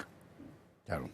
Además, desde un punto de vista ciudadano, se nota en cada sesión de control al Gobierno de Madrid que la señora Ayuso se sorprende de que Vox le reproche cosas, le llame la atención. Oiga, es que ¿qué quiere? ¿Que le den un ramo? Muchas veces la señora Ayuso y todo su gobierno dice, no, los enemigos están ahí enfrente. Oiga, que es usted la que está gobernando. Que la izquierda en este caso lleva a la oposición 25 años porque es que en Madrid no da pie con bola y presenta unos candidatos que son irrisorios. Pero es usted la que está gobernando y lleva ya bastantes años. O sea, basta ya de ese cinismo de decir, no, los enemigos están enfrente. No, el enemigo en este caso para Vox tiene que ser el gobierno de la Comunidad de Madrid y los errores que está cometiendo, ¿no? Bueno, había que contarlo y se contó. Y porque se puesto lo que pasa en la Comunidad de Madrid. Y Cada cual juega su juego y el juego de Isabel Díaz Ayuso es ese, claro. Y tratar de que Vox no exista, claro. En fin, no es solo el juego de Isabel Díaz Ayuso, pero veremos lo que les da. Vámonos a las Cortes. ¿Por qué? Pues porque hoy, además del asunto Ábalos, había asunto Apagón. A estas alturas es todo, en realidad, una infinita vergüenza, porque ya sabemos todos, todo español medianamente informado, por qué hubo un apagón. Coinciden prácticamente todos los expertos, y los que dicen lo contrario se les ve tan claramente que mienten que casi mejor que se quedaran callados. Todo el mundo sabe ya que hay una descompensación evidente y una entrada excesiva de renovables dentro de la red, que es lo que provocó ese apagón. Hoy la señora Gesen, que es la ministra de la Cosa, ha explicado además que tiene localizado en 3 puntos concretos, ¿verdad? Bueno, el problema es que siguen vendiéndolo como si fuera un herbicida del gobierno. Y claro, esto ya es un poco... En fin, vamos a ver los rifirrafes del día. El Gobierno sigue sin saber cuál fue la causa del apagón masivo del lunes 28 de abril. Más de 15 días después, lo único que ha podido adelantar la vicepresidenta tercera del Gobierno, Sara Agensen, es que no fue un ciberataque, algo que ya dijo Red Eléctrica el mismo día del apagón. No se han hallado indicios de que el operador del sistema haya sido objeto de un ciberataque. La única novedad, que el apagón se inició en Granada y siguió en Badajoz y Sevilla. Sobre el primer evento sabemos que ocurrió en una subestación en la provincia de Granada, el segundo evento en una subestación de la provincia de Badajoz y el tercer evento, en este caso, en una subestación en la provincia de Sevilla. El Gobierno no da más datos y avisan, el análisis va para largo. Un análisis que va a durar lo que sea necesario para conocer la verdad cuanto antes. Es una comisión de investigación que va a durar 6, ahora va a durar un año, ¿no? 6 meses, vamos a ver cuánto tiempo, para ver si la gente se olvida, básicamente es eso, ¿no? Y ya está, ¿no? Eso es lo que usted ha ofrecido hoy, porque yo no he escuchado otra cosa. Ante el cierre de las nucleares, la ministra se ha limitado a trasladar el calendario y habla de negociación si se reclama uno nuevo. Asociar la prolongación del calendario nuclear con este suceso es poco serio. Y estamos atribuyendo algo en el año 2025, algo que comienza en el año 2027. Si las empresas consensúan un nuevo calendario, evidentemente, el Gobierno, ya lo ha dicho el presidente, lo estudiaremos con rigor. Según Agensen, el Comité de Crisis estudia que la causa se desencadenó en Europa a raíz de oscilaciones que se sintieron en el sistema eléctrico europeo antes del apagón. Y al final aquí no se plantea la cuestión de fondo, que es el sistema energético en España, que en fin, que bueno, sí, lo hizo Abascal hoy en las Cortes, es verdad que lo dijo de esta manera. ¿Es verdad que con su modelo energético, señor Sánchez, hemos entregado a Rusia en concepto de compra de gas 6 veces más dinero que el que hemos entregado a Ucrania? ¿Es verdad, por lo tanto, señor Sánchez, que con su modelo energético ha terminado usted financiando la invasión rusa, además de provocando a los españoles el peor apagón de nuestra historia? España no compra gas, lo compran las empresas privadas, señoría. Se lo he dicho muchas veces y parece usted no entenderlo. Este gobierno lo que ha hecho desde el inicio de la invasión ha sido apoyar todas las sanciones, todos los paquetes de sanciones hacia Rusia. ¿Y sabe cuál es el único país que está vetando precisamente esas sanciones? Su financiador, el señor Orbán. Usted siempre encuentra un culpable, que puede ser los megarricos, las empresas privadas, la internacional ultraderechista, todos menos usted. ¿El número 1 va a dar de verdad alguna vez explicaciones precisas en este Parlamento o ya lo deja todo para el juzgado, señor Sánchez? Usted ha destruido nuestros recursos naturales, ha enriquecido a potencias hostiles convirtiéndonos en dependientes de ellas y usted ha logrado que se apague la luz de los hogares, de la industria y de la economía. Bueno, lo asombroso es que el Gobierno esté asombroso hasta cierto punto, porque es su línea, ¿no? Pero usted fíjese en lo siguiente, el Gobierno desde hace mucho tiempo en España se dedica fundamentalmente a construir un discurso para su núcleo más irreductible de votantes, que es lo que piensa que puede seguir otorgándole no la victoria, pero sí el poder en coalición con los demás. Y todo lo que hace el Gobierno va orientado a eso. Si no es que no se entiende que salgan con semejante desparpajo a decir esas cosas, ¿verdad? ¿Qué quiere usted que le diga? En fin. Sobre todo porque, ¿qué se cree la vicepresidenta? Que ya estamos satisfechos con eso de empezó en Granada, siguió en Badajoz y terminó en Sevilla. Hasta luego, me voy, venga, ya está todo claro. No, hombre, no. El motivo, queremos saber el motivo. Dice, vamos a investigar todo lo posible, pero vamos a ver, si cuando hay voluntad política, cuando el gobierno se pone a investigar de verdad, saca conclusiones y sabe perfectamente lo que ha sucedido. Lo que pasa es que como va de la mano de la irresponsabilidad y sobre todo con un tipo de políticas muy concretas que durante muchos años han estado defendiendo, metiéndonos con calzador en los colegios, digamos que reconocer lo que realmente pasó sería desmontar todo el entramado o la estructura mental y el modelo energético que tiene este gobierno, y por eso creen que nos conformamos con que empezó en Granada. Pues mire, Granada, tierra ensangrentada de Plácido Domingo, y muchísimas gracias, pero no es el motivo ni así vamos a estar satisfechos. Los españoles queremos más explicaciones y esto a mí me parece el chocolate del loro o no sé, el canto de las sirenas. Yo voy a discrepar un poco, José Javier, con cuando decías, o si te he entendido bien, que todos los expertos coinciden que la culpa es de las renovables. Voy a discrepar. A mí me gusta hacer un símil, si me permitís. ¿Os acordáis de los platillos chinos, de aquellos que salían en el 1, 2, 3, ¿no? Y que iban haciendo girar todos los platillos? Es el retrato de mi vida todos los días. Bueno, pues imaginaros que alguien cambia los platos por unos que son más inestables. Pues hombre, el chino te dice, oye, no me fastidies, que se me van a caer. Y dices, no, te cambio 3, te cambio 4, hasta que un día se los has cambiado todos. Y dice el chino, pues claro, se me han caído. Esta es la que no me has dado soporte, tal. Bueno, pues esto es lo que ha pasado. Es decir, los culpables no son exactamente las renovables, sino aquel que da el paso al 100% de renovables, siendo perfectamente consciente de la inestabilidad que provocan y sin haber tomado ninguna de las medidas. Esas medidas están previstas, están recogidas en los informes que Red Eléctrica pasaba a la Comisión Nacional de Mercados y la Competencia, en donde Teresa Rivera y su marido Bacigalupo ejercen un control desde hace muchísimo tiempo. Por eso yo siempre insisto, no, la culpa... a mí me puede no gustar por otros motivos o puedo pensar que es mejor tener un mix que no se centre en las renovables. Pero realmente la culpa es del gobierno, es de Red Eléctrica y es de todos los que consintieron a sabiendas esa inestabilidad de nuestra red. Esa es la realidad. Entonces, ¿se puede estabilizar una red con un 100% de renovables? Sí, pero con mucha inversión. Eso está claro. Pero que hay que cambiar toda la red. Por eso. Pero la culpa no es del que entra, sino del que le da paso, desde mi punto de vista. Yo creo que en este terreno, como en casi todos, el plan del gobierno, el programa realmente político del gobierno es hacernos más dependientes. No es conseguir que seamos autosuficientes energéticamente, sino precisamente hacernos dependientes, utilizando para ello cualquier coartada, especialmente el cambio climático y estas imbecilidades que se han demostrado ya con claridad que son imbecilidades. Pero aquí me parece que en este caso concreto, Sánchez, una de las cosas que demuestra es el desprecio absoluto por los ciudadanos. Los ciudadanos no son capaces de entender lo que nosotros les tenemos que explicar, y entonces vamos a contarles cualquier mentira porque se la van a tragar doblada. Yo creo que en este sentido también enlaza mucho con el desprecio absoluto a la oposición. No solamente ellos, no es que se tengan confusión de ideas, es que tienen muy claro que que el Parlamento realmente no sirve más que para caja de resonancia en los medios que les son afectos y que están hablando para ellos.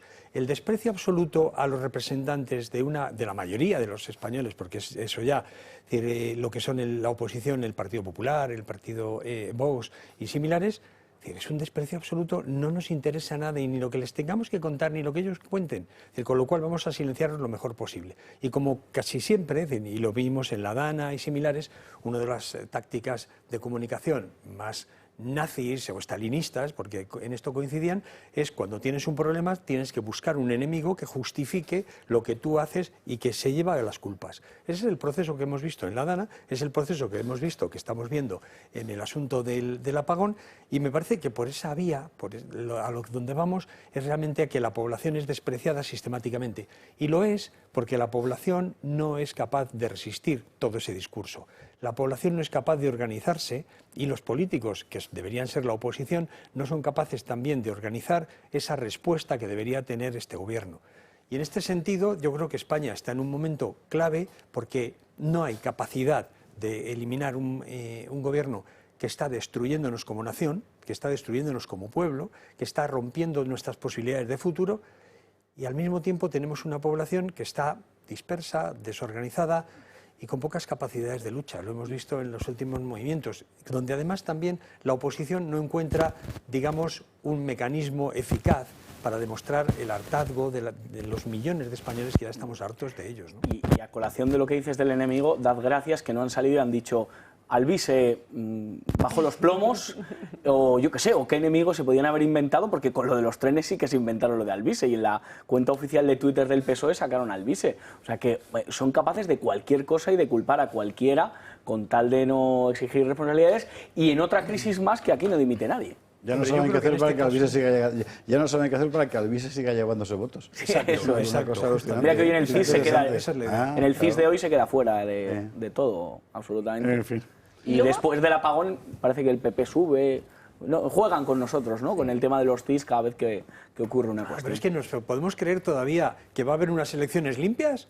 Es decir, cuando ellos han modificado la legislación, siempre la legislación electoral, en el mismo sentido, de controlar ellos el voto, especialmente el voto por correo, de tenerlo bajo su custodia directa, de sus amiguetes y de sus personas en correos, de quitarle ese control a la Guardia Civil, con lo cual creo que tenemos que estar todos los españoles demócratas, muy mosqueados, con muchas reticencias frente a los resultados que nos van a contar. Es decir, y en este sentido, la oposición real, si la hay, debería tener los mecanismos claros de control como para que no nos tanguen de nuevo las elecciones.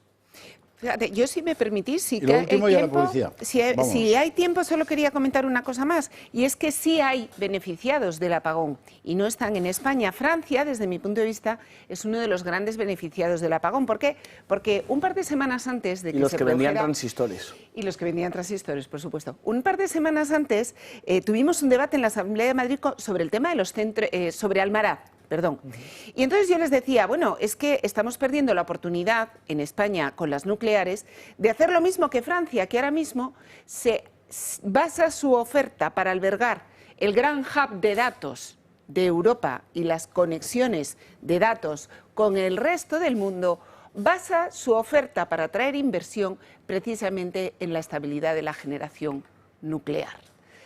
Nada puede haber hecho una mejor propaganda a Francia y a Macron en esta materia que un apagón en España 2 semanas después.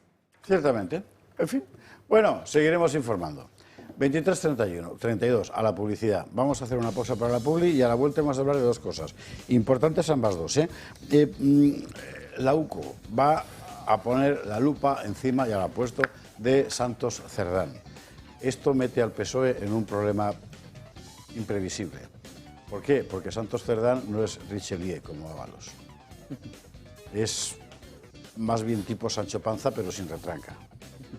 Así que a saber cómo acaba. 2, la Feria de Defensa de Madrid. La industria militar española ha empezado a enseñar cosas. Bueno, española y turca y de todas partes. Y allí se ha ido Yago Soler a ver qué hay. Y se lo vamos a contar enseguida. Publicamos. Si usted sufre de pesadez en las piernas, hinchazón, varices o dificultad para caminar largas distancias, esto le interesa. La presoterapia, según los expertos, ha demostrado ser un tratamiento infalible para aliviar estos síntomas, ya que utiliza presiones controladas en distintas partes de nuestro cuerpo para reactivar la circulación, aliviar la hinchazón y relajar los músculos. Gracias al equipo de presoterapia de Grupo SR Connect, homologado, ya no necesita desplazarse y pagar costosas sesiones en centros médicos estéticos. El dispositivo además cuenta con un accesorio para la cintura, ideal para el estreñimiento, gases, incontinencia o dolores lumbares. También, si tiene problemas con la flacidez o dolores en los brazos, contamos con un accesorio para ellos. Disponen de servicio técnico en toda España y hasta 10 años de garantía. ¿Se imagina cómo se sentiría sin esas molestias que le afectan cada día? Llame ahora al 919997910 y le informarán sin compromiso. Y por si fuera poco, para las 50 primeras personas que llamen después de ver este anuncio, les aplicarán un descuento del 30% sobre su precio total. No espere más. Llame al 919997910, porque su salud se lo merece.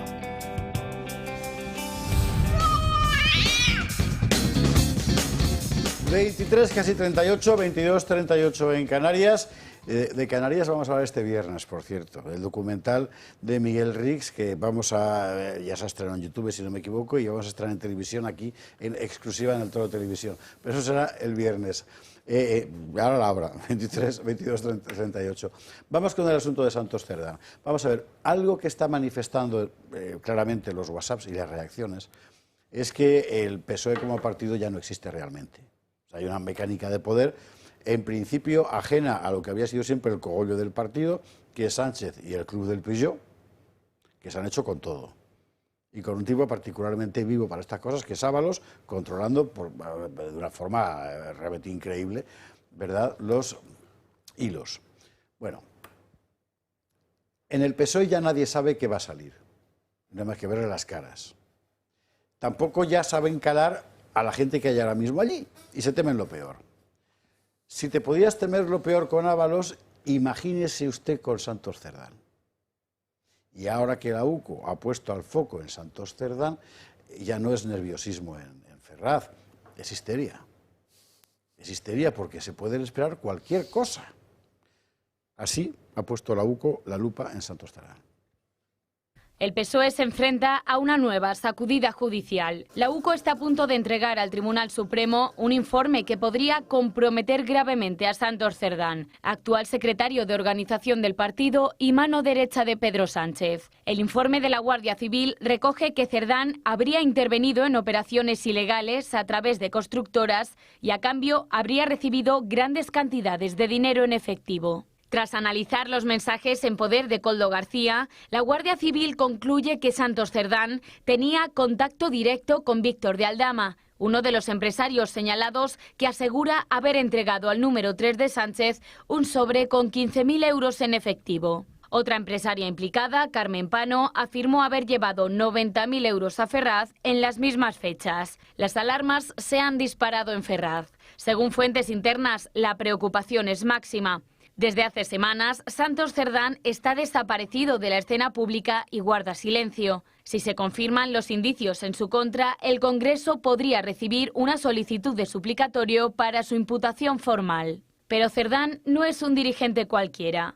Fue clave en el regreso de Sánchez al liderazgo del PSOE en 2017 y ha sido pieza clave en importantes reuniones internacionales como en las negociaciones sobre la amnistía con Carles Puigdemont. Su posible implicación llega además en un momento crítico para el partido, marcado por la polémica con José Luis Ábalos o los casos que rodean a la mujer o al hermano del presidente. ¿Será Santos Cerdán el nuevo imputado del entorno de Sánchez? Aquí hay un montón de hilos que pasan por él, o más bien que le enredan a él, por ser precisos, ¿verdad? Y uno de ellos, el más gráfico, digamos, es aquella confesión en tribunal de Carmen Pano contando lo de las bolsas con dinero. Un día de Nochevieja, un 31 de diciembre, Carmen Pano, Aldama no podía, estaría reunido, lo que sea, y manda a Carmen Pano con 90.000 euros a una sede. Que a mí el tema de financiación ilegal me empieza a rondar la cabeza y habrá que investigar si se ha producido en el Partido Socialista, de dónde sale todo ese parné que cantaba Sabina en la canción Aljaro y cómo se ha producido esa entrega de dinero sin que aquí nadie, se escandalizase dentro de la sede y sin que el secretario general se enterase, ¿no? Pero lo de Santos Cerdán clama al cielo. Los 15.000 euros que confiesa Aldama que le entrega, lo confiesa en sede judicial y el juez decide que Aldama tiene que salir de la cárcel porque lo que cuenta es relevante. Por lo tanto, no estamos hablando de infundios ni de alucinaciones. Hay un detalle también que puede parecer casualidad, pero que aquí nada es casual, que esa entrega de dinero en fechas coincide con unas obras en casa de Santos Cerdán, que la verdad llama mucho la atención, que Aldama diga que te entrega 15.000 euros y te montes, pues no sé si un jacuzzi o puso mármol en el salón, pero el caso es que hubo unas obras en casa de Santos Cerdán. Por lo tanto, el cerco se va estrechando, cada vez más pruebas indican que Santos Cerdán tenía conocimiento y además Aldama asegura que Santos Cerdán le prometió indultos a empresarios si no les perjudicaba, ¿no? Y que Aldama, que en esto de indultos y de amnistía, Santos Cerdán, que en esto de indultos y amnistía tiene experiencia por el tema Puigdemont, también le prometió a Aldama esta cuestión. O sea, ¿qué habrá hecho el PSOE para intentar callar a Aldama utilizando a Santos Cerdán y cuánto se habrá llevado Santos Cerdán por esta obra? ¿Y qué van a hacer ahora para callar a Santos Cerdán en su caso? Porque cuando empieza a verse amenazado, un mármol, dices. Que filtre. Sí, ¿no? Y una barra de esas de bar así con mucho latón y mucho níquel. Un David de Miguel Ángel. Muy brillantosa. Sí, así con espejitos de esos oscuros y tal. Sí, tornasolado, biselado, mucho biselado, que siempre viste un montón. Quitar el gotelé, pintar la habitación de las niñas, estas cosas, que si te caen 15.000 euros, pues oye, aprovechas. Oye, pues sí, ¿no? Pues para unos agujerillos de por ahí. Yo es que creo que todo esto son simplemente minucias. Y yo creo que la estructura del Partido Socialista ya es una estructura directamente tan mafiosa, tan evidentemente de organización criminal, que alguien llega a la sede del partido con una bolsa con pasta, con 90.000, y no pasa por el escáner, no pasa por ningún sitio, es decir, va directamente a la planta no sé qué y lo deja en manos de no sé quién. Claro, ¿qué sucede? Pues que eso no es la primera vez, que eso ha debido suceder tantas veces que tienen un mecanismo organizado como para que eso se distribuya. Pero además, ¿qué es lo que encubre esto? Es decir, encubre toda una serie de metidas de mano de la organización del partido en estructuras de empresas públicas, de dinero público, de relaciones internacionales. Es decir, hablábamos antes de la cuestión del petróleo. Es decir, evidentemente, la trama de Koldo, Aldama y similares es una cuestión de un petróleo que no es solamente el IVA que no se pagaba, el IVA que no se declaraba, pero que se lo quedaban, que sí lo cobraban, pero se lo quedaban, pero también es seguramente una parte de ese petróleo embargado a nivel internacional que encuentra en esta trama una vía de ofrecer dinero a los que son responsables de ese petróleo, probablemente dictaduras de Oriente Medio o dictaduras como la venezolana. Yo creo que en ese asunto estamos. Cuando hay todavía 70 y tantos viajes del Falcon que no han sido explicados de manera oficial bueno, la portavoz del PSOE ha dicho para encabezar la Internacional Socialista. Pero eso es lo que han dicho en el PSOE. 71 viajes a República Dominicana por el avión del presidente del gobierno. Es decir, eso indudablemente no es simplemente a ver el bonito paisaje que tiene. Es decir, eso tenía un objetivo económico, probablemente también alguno político, pero eso suena directamente al lavado de dinero en efectivo o al lavado de dinero negro que han conseguido en otro lado. Es decir, eso es la hipótesis que cualquier persona normal tendría encima de la mesa.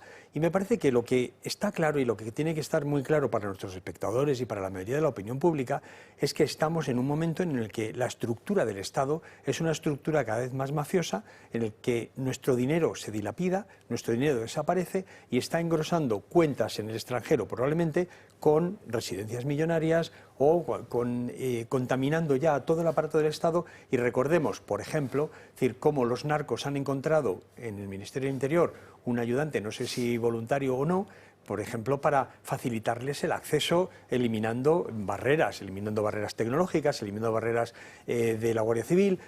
O el policía este que tenía su casa empapelada con billetes en todas las paredes, ¿no?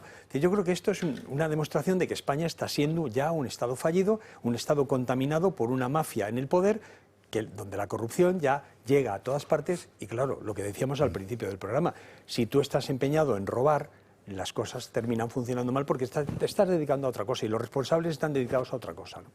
Fíjate, estos trasiegos de dinero en efectivo, la verdad, es que suelen ser bastante característicos del tráfico de drogas, además. No sé si habéis visto la serie, tanto en la serie de Narcos como la del Inmortal, tal. Al final, esa luego imagen, bien que se oponen al dinero en efectivo. Claro, que justo ahí iba yo. O sea, esas imágenes de bañeras llenas, o sea, del típico de oye, me tienes que guardar el dinero en tu casa, ¿no? El de la serie esta que todo lo que fue la movida, ¿no? Estos, ¿cómo se llamaban? Los Hawái eran, ¿no? Que tenían y tal, y tenían en la depuradora de la piscina los fajos de billetes, ¿no? O sea, es que es muy característico de este tipo de negocios de tráfico ilegal, los fajos de billetes. Y fíjate, sobre todo de estos que están ahora mismo diciendo que hay que imponer el euro digital. Es que es un contrasentido. Y los que están además acusando a otros partidos de financiación ilegal, cuando, como bien has dicho, entran bolsas y bolsas y el trasiego de bolsas de dinero en efectivo en la sede de Ferraz debe de ser una cosa escandalosa, ¿no? Yo simplemente, ya para terminar, decir que para mí efectivamente Santos Cerdán es el nexo que además nos une con esa trama de los hidrocarburos, en la que yo estoy convencida que al final va a acabar teniendo un papel de testaferro el bueno de David Azagra. Por ahora se piden 3 años para él. Yo creo que cuando salgan los WhatsApps de David Azagra con su hermano hablando de sus operaciones en Badajoz y alguien nos explique por qué se le antojó Badajoz, yo creo que va a salir por ahí alguna hebrita que le atentos al asunto, atentos al asunto, que se acaba de entreabrir una puerta y ya empujaremos en su momento. De momento nos vamos, pues yo no quiero despedirme sin pasar por ahí, a la Feria de la Industria de la Defensa en Madrid. Sabe usted que estamos ahora en plena historia con el rearme famoso, los militares, ayer lo contábamos diciendo, bueno, vale, bien, aumenta el gasto en defensa, ¿exactamente en qué? ¿Y nosotros qué? Claro, bien. Bueno, pues hombre, España ha tenido fiascos importantes, eso es verdad, recientes, pero también desde hace mucho tiempo aquí las cosas las hacíamos bien, por lo menos antes, ¿no? Y en la feria ha estado Yago Soler mirando y filmando. Y esto es lo que ha visto. FEINDEF cierra sus puertas en pleno rearme europeo. Más de 600 expositores han mostrado su potencial bélico. El viejo continente pretende hacer frente a la amenaza de Rusia con una industria mayoritariamente europea, apostando por la ciberseguridad, los últimos misiles y vehículos blindados, muchos probados en la invasión rusa de Ucrania. También se han podido ver modernos robots cuadrúpedos.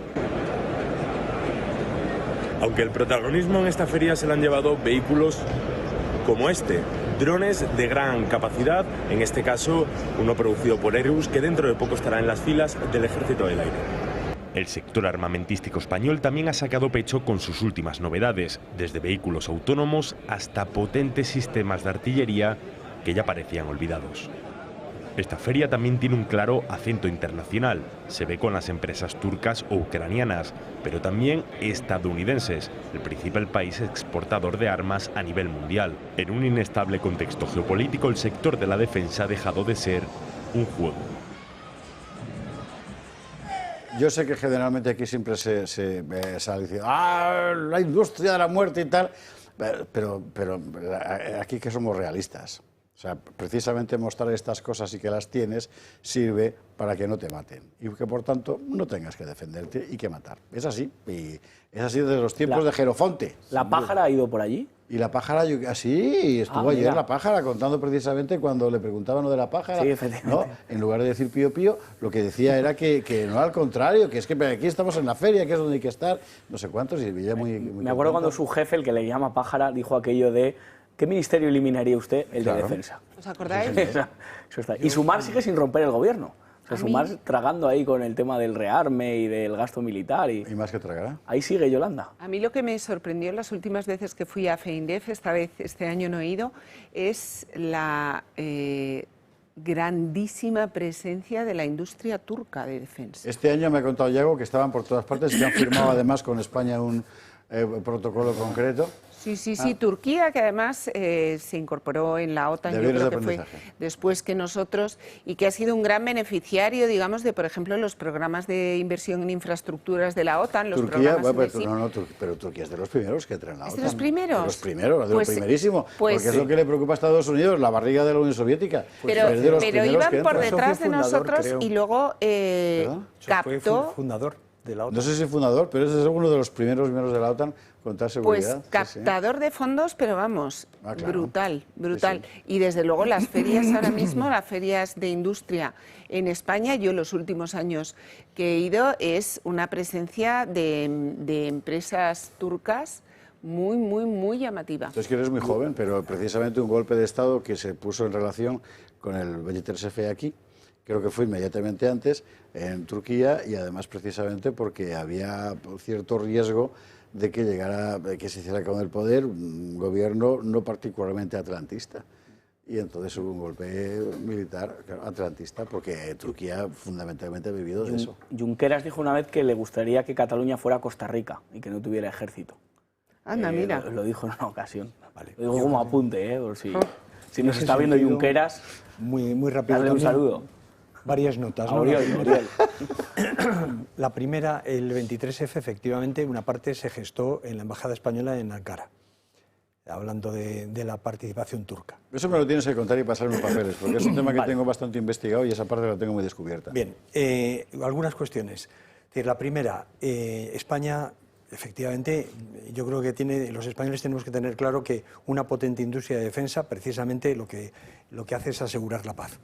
Yo creo que también en este sentido, creo que Turquía se ha beneficiado muchísimo del conflicto con Ucrania, es decir, ha estado vendiendo drones a ambas partes, ha estado vendiendo petróleo ruso, ha estado vendiendo armamento a Ucrania, a los norteamericanos, etcétera, etcétera.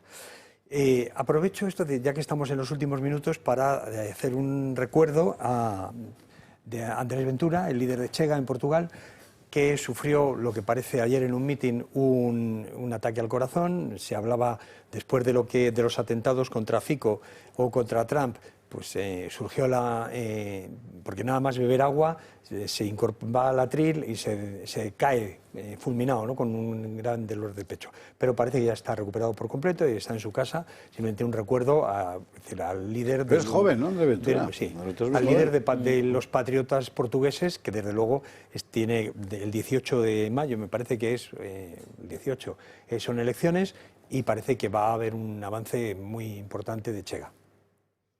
Un recuerdo para eso. Yo no me había enterado tampoco, lo acabo de consultar en el 20 minutos y pues estaba, yo llevo todo el día fuera, me he metido en el Ábalos de los... Sí, pero me sorprende que, vamos, que efectivamente yo tampoco ni lo había escuchado ni lo había comentado. ¿Y está ya recuperado? Sí, eso no lo sabía, pero yo he visto la imagen y me impactó, que es que además en plena rueda de prensa se echa la mano al pecho y se cae el hombre, o sea que alegramos que esté... Alegramos, efectivamente, pues a cuidarse. Bueno, volvemos a la cuestión de la feria de la defensa. Nosotros tenemos fracasos en fin, pues como el del submarino famoso, que S-80 es. El S-80, el que se hundió. Sí, pero tenía un problema de flotación por las sucesivas incorporaciones que luego no se equilibraba. Yo creo que, si no recuerdo mal, no sé si sabes que estuve trabajando en las infraestructuras del S-80. Fue uno de mis últimos proyectos como ingeniero allí en Cartagena y en la construcción, digamos, Por eso te había tirado el anzuelo. Sí, la verdad que sí. Y bueno, la verdad, un proyecto muy bonito, muy interesante. Pero bueno, no nos ha pasado solo eso. Yo también, el Leopard también se quedó clavado porque los primeros carros habían sido lastrados con equipamiento, me parece que habían sido un par de toneladas más de lo que ponían y las orugas se clavaron en la tierra, pero bueno, tampoco hay que dramatizar. También estas cosas pasan. Sin embargo, las F-100, hay que decir que han sido un proyecto que incluso hemos... Son las fragatas. Sí, las fragatas, las F-100. Bueno, pues allí lo estuvimos en Australia, ¿no? Mandamos a Australia, hubo un momento en el que también estuvimos a punto de vender unas corbetas a Arabia Saudí. O sea, que tenemos una industria de defensa que, a pesar de que haya cometido algunos errores, tenemos una industria de defensa muy importante y que deberíamos de estar también orgullosos de ella y desde luego impulsarlo. Programas como el FCAS, ¿no?, que el nuevo avión de combate, el siguiente al Eurofighter, ¿no?, que se ha perdido esa oportunidad de impulsar a Indra como gran gestor del programa ya desde el año 2020, pues son oportunidades para toda la industria de defensa, para la industria militar y para toda la industria que le da soporte y que le da servicio, ¿no? Crea muchos puestos de trabajo y además de un alto nivel tecnológico y que generan mucho valor añadido. Estamos hablando pues alrededor, la industria aeronáutica es de las que genera más valor añadido, con lo cual el no fomentar nuestra industria de defensa nacional, nuestros grandes líderes de los Navantia, pues es un gran error que se ha cometido en España. Yo no hice la mili y en mi casa se cantaba eso de tú decir que si te votan, tú sacarnos de la OTAN. Esa canción de Cry que se le reprochaba a Felipe González, entonces me he educado con ese tipo de canciones y tal, así que a mí lo militar me pilla un poco lejano. Yo me cuadro, yo cuando veo general, sobre todo retirado, que son los que hablan, son los que se ponen a criticar al gobierno, yo me cuadro. Son los retirados, efectivamente. Hombre, es que tienen mucho callado. Sí, claro, tienen muchos años de silencio a las espaldas. Claro. No seas malo. Es un clásico. Pero yo creo que la industria de defensa es una parte esencial del tejido industrial de cualquier país que se precie. Yo creo que además asegura la independencia, es decir, es la primera línea de defensa de la independencia y precisamente por eso están intentando destruirla. Y en este sentido los supuestos pacifistas que están en el gobierno, los supuestos que no quieren que haya industria de defensa, se la están tragando doblada. ¿Por qué? Porque como hemos hablado aquí alguna vez, Yolanda Díaz y compañeras de Izquierda Unida y similares no tienen donde caerse muertos. Y en un proceso de disgregación como el que están intentando reservar como sea sus sillones, aunque te sea tragando con lo contrario de lo que están diciendo en público, ¿no?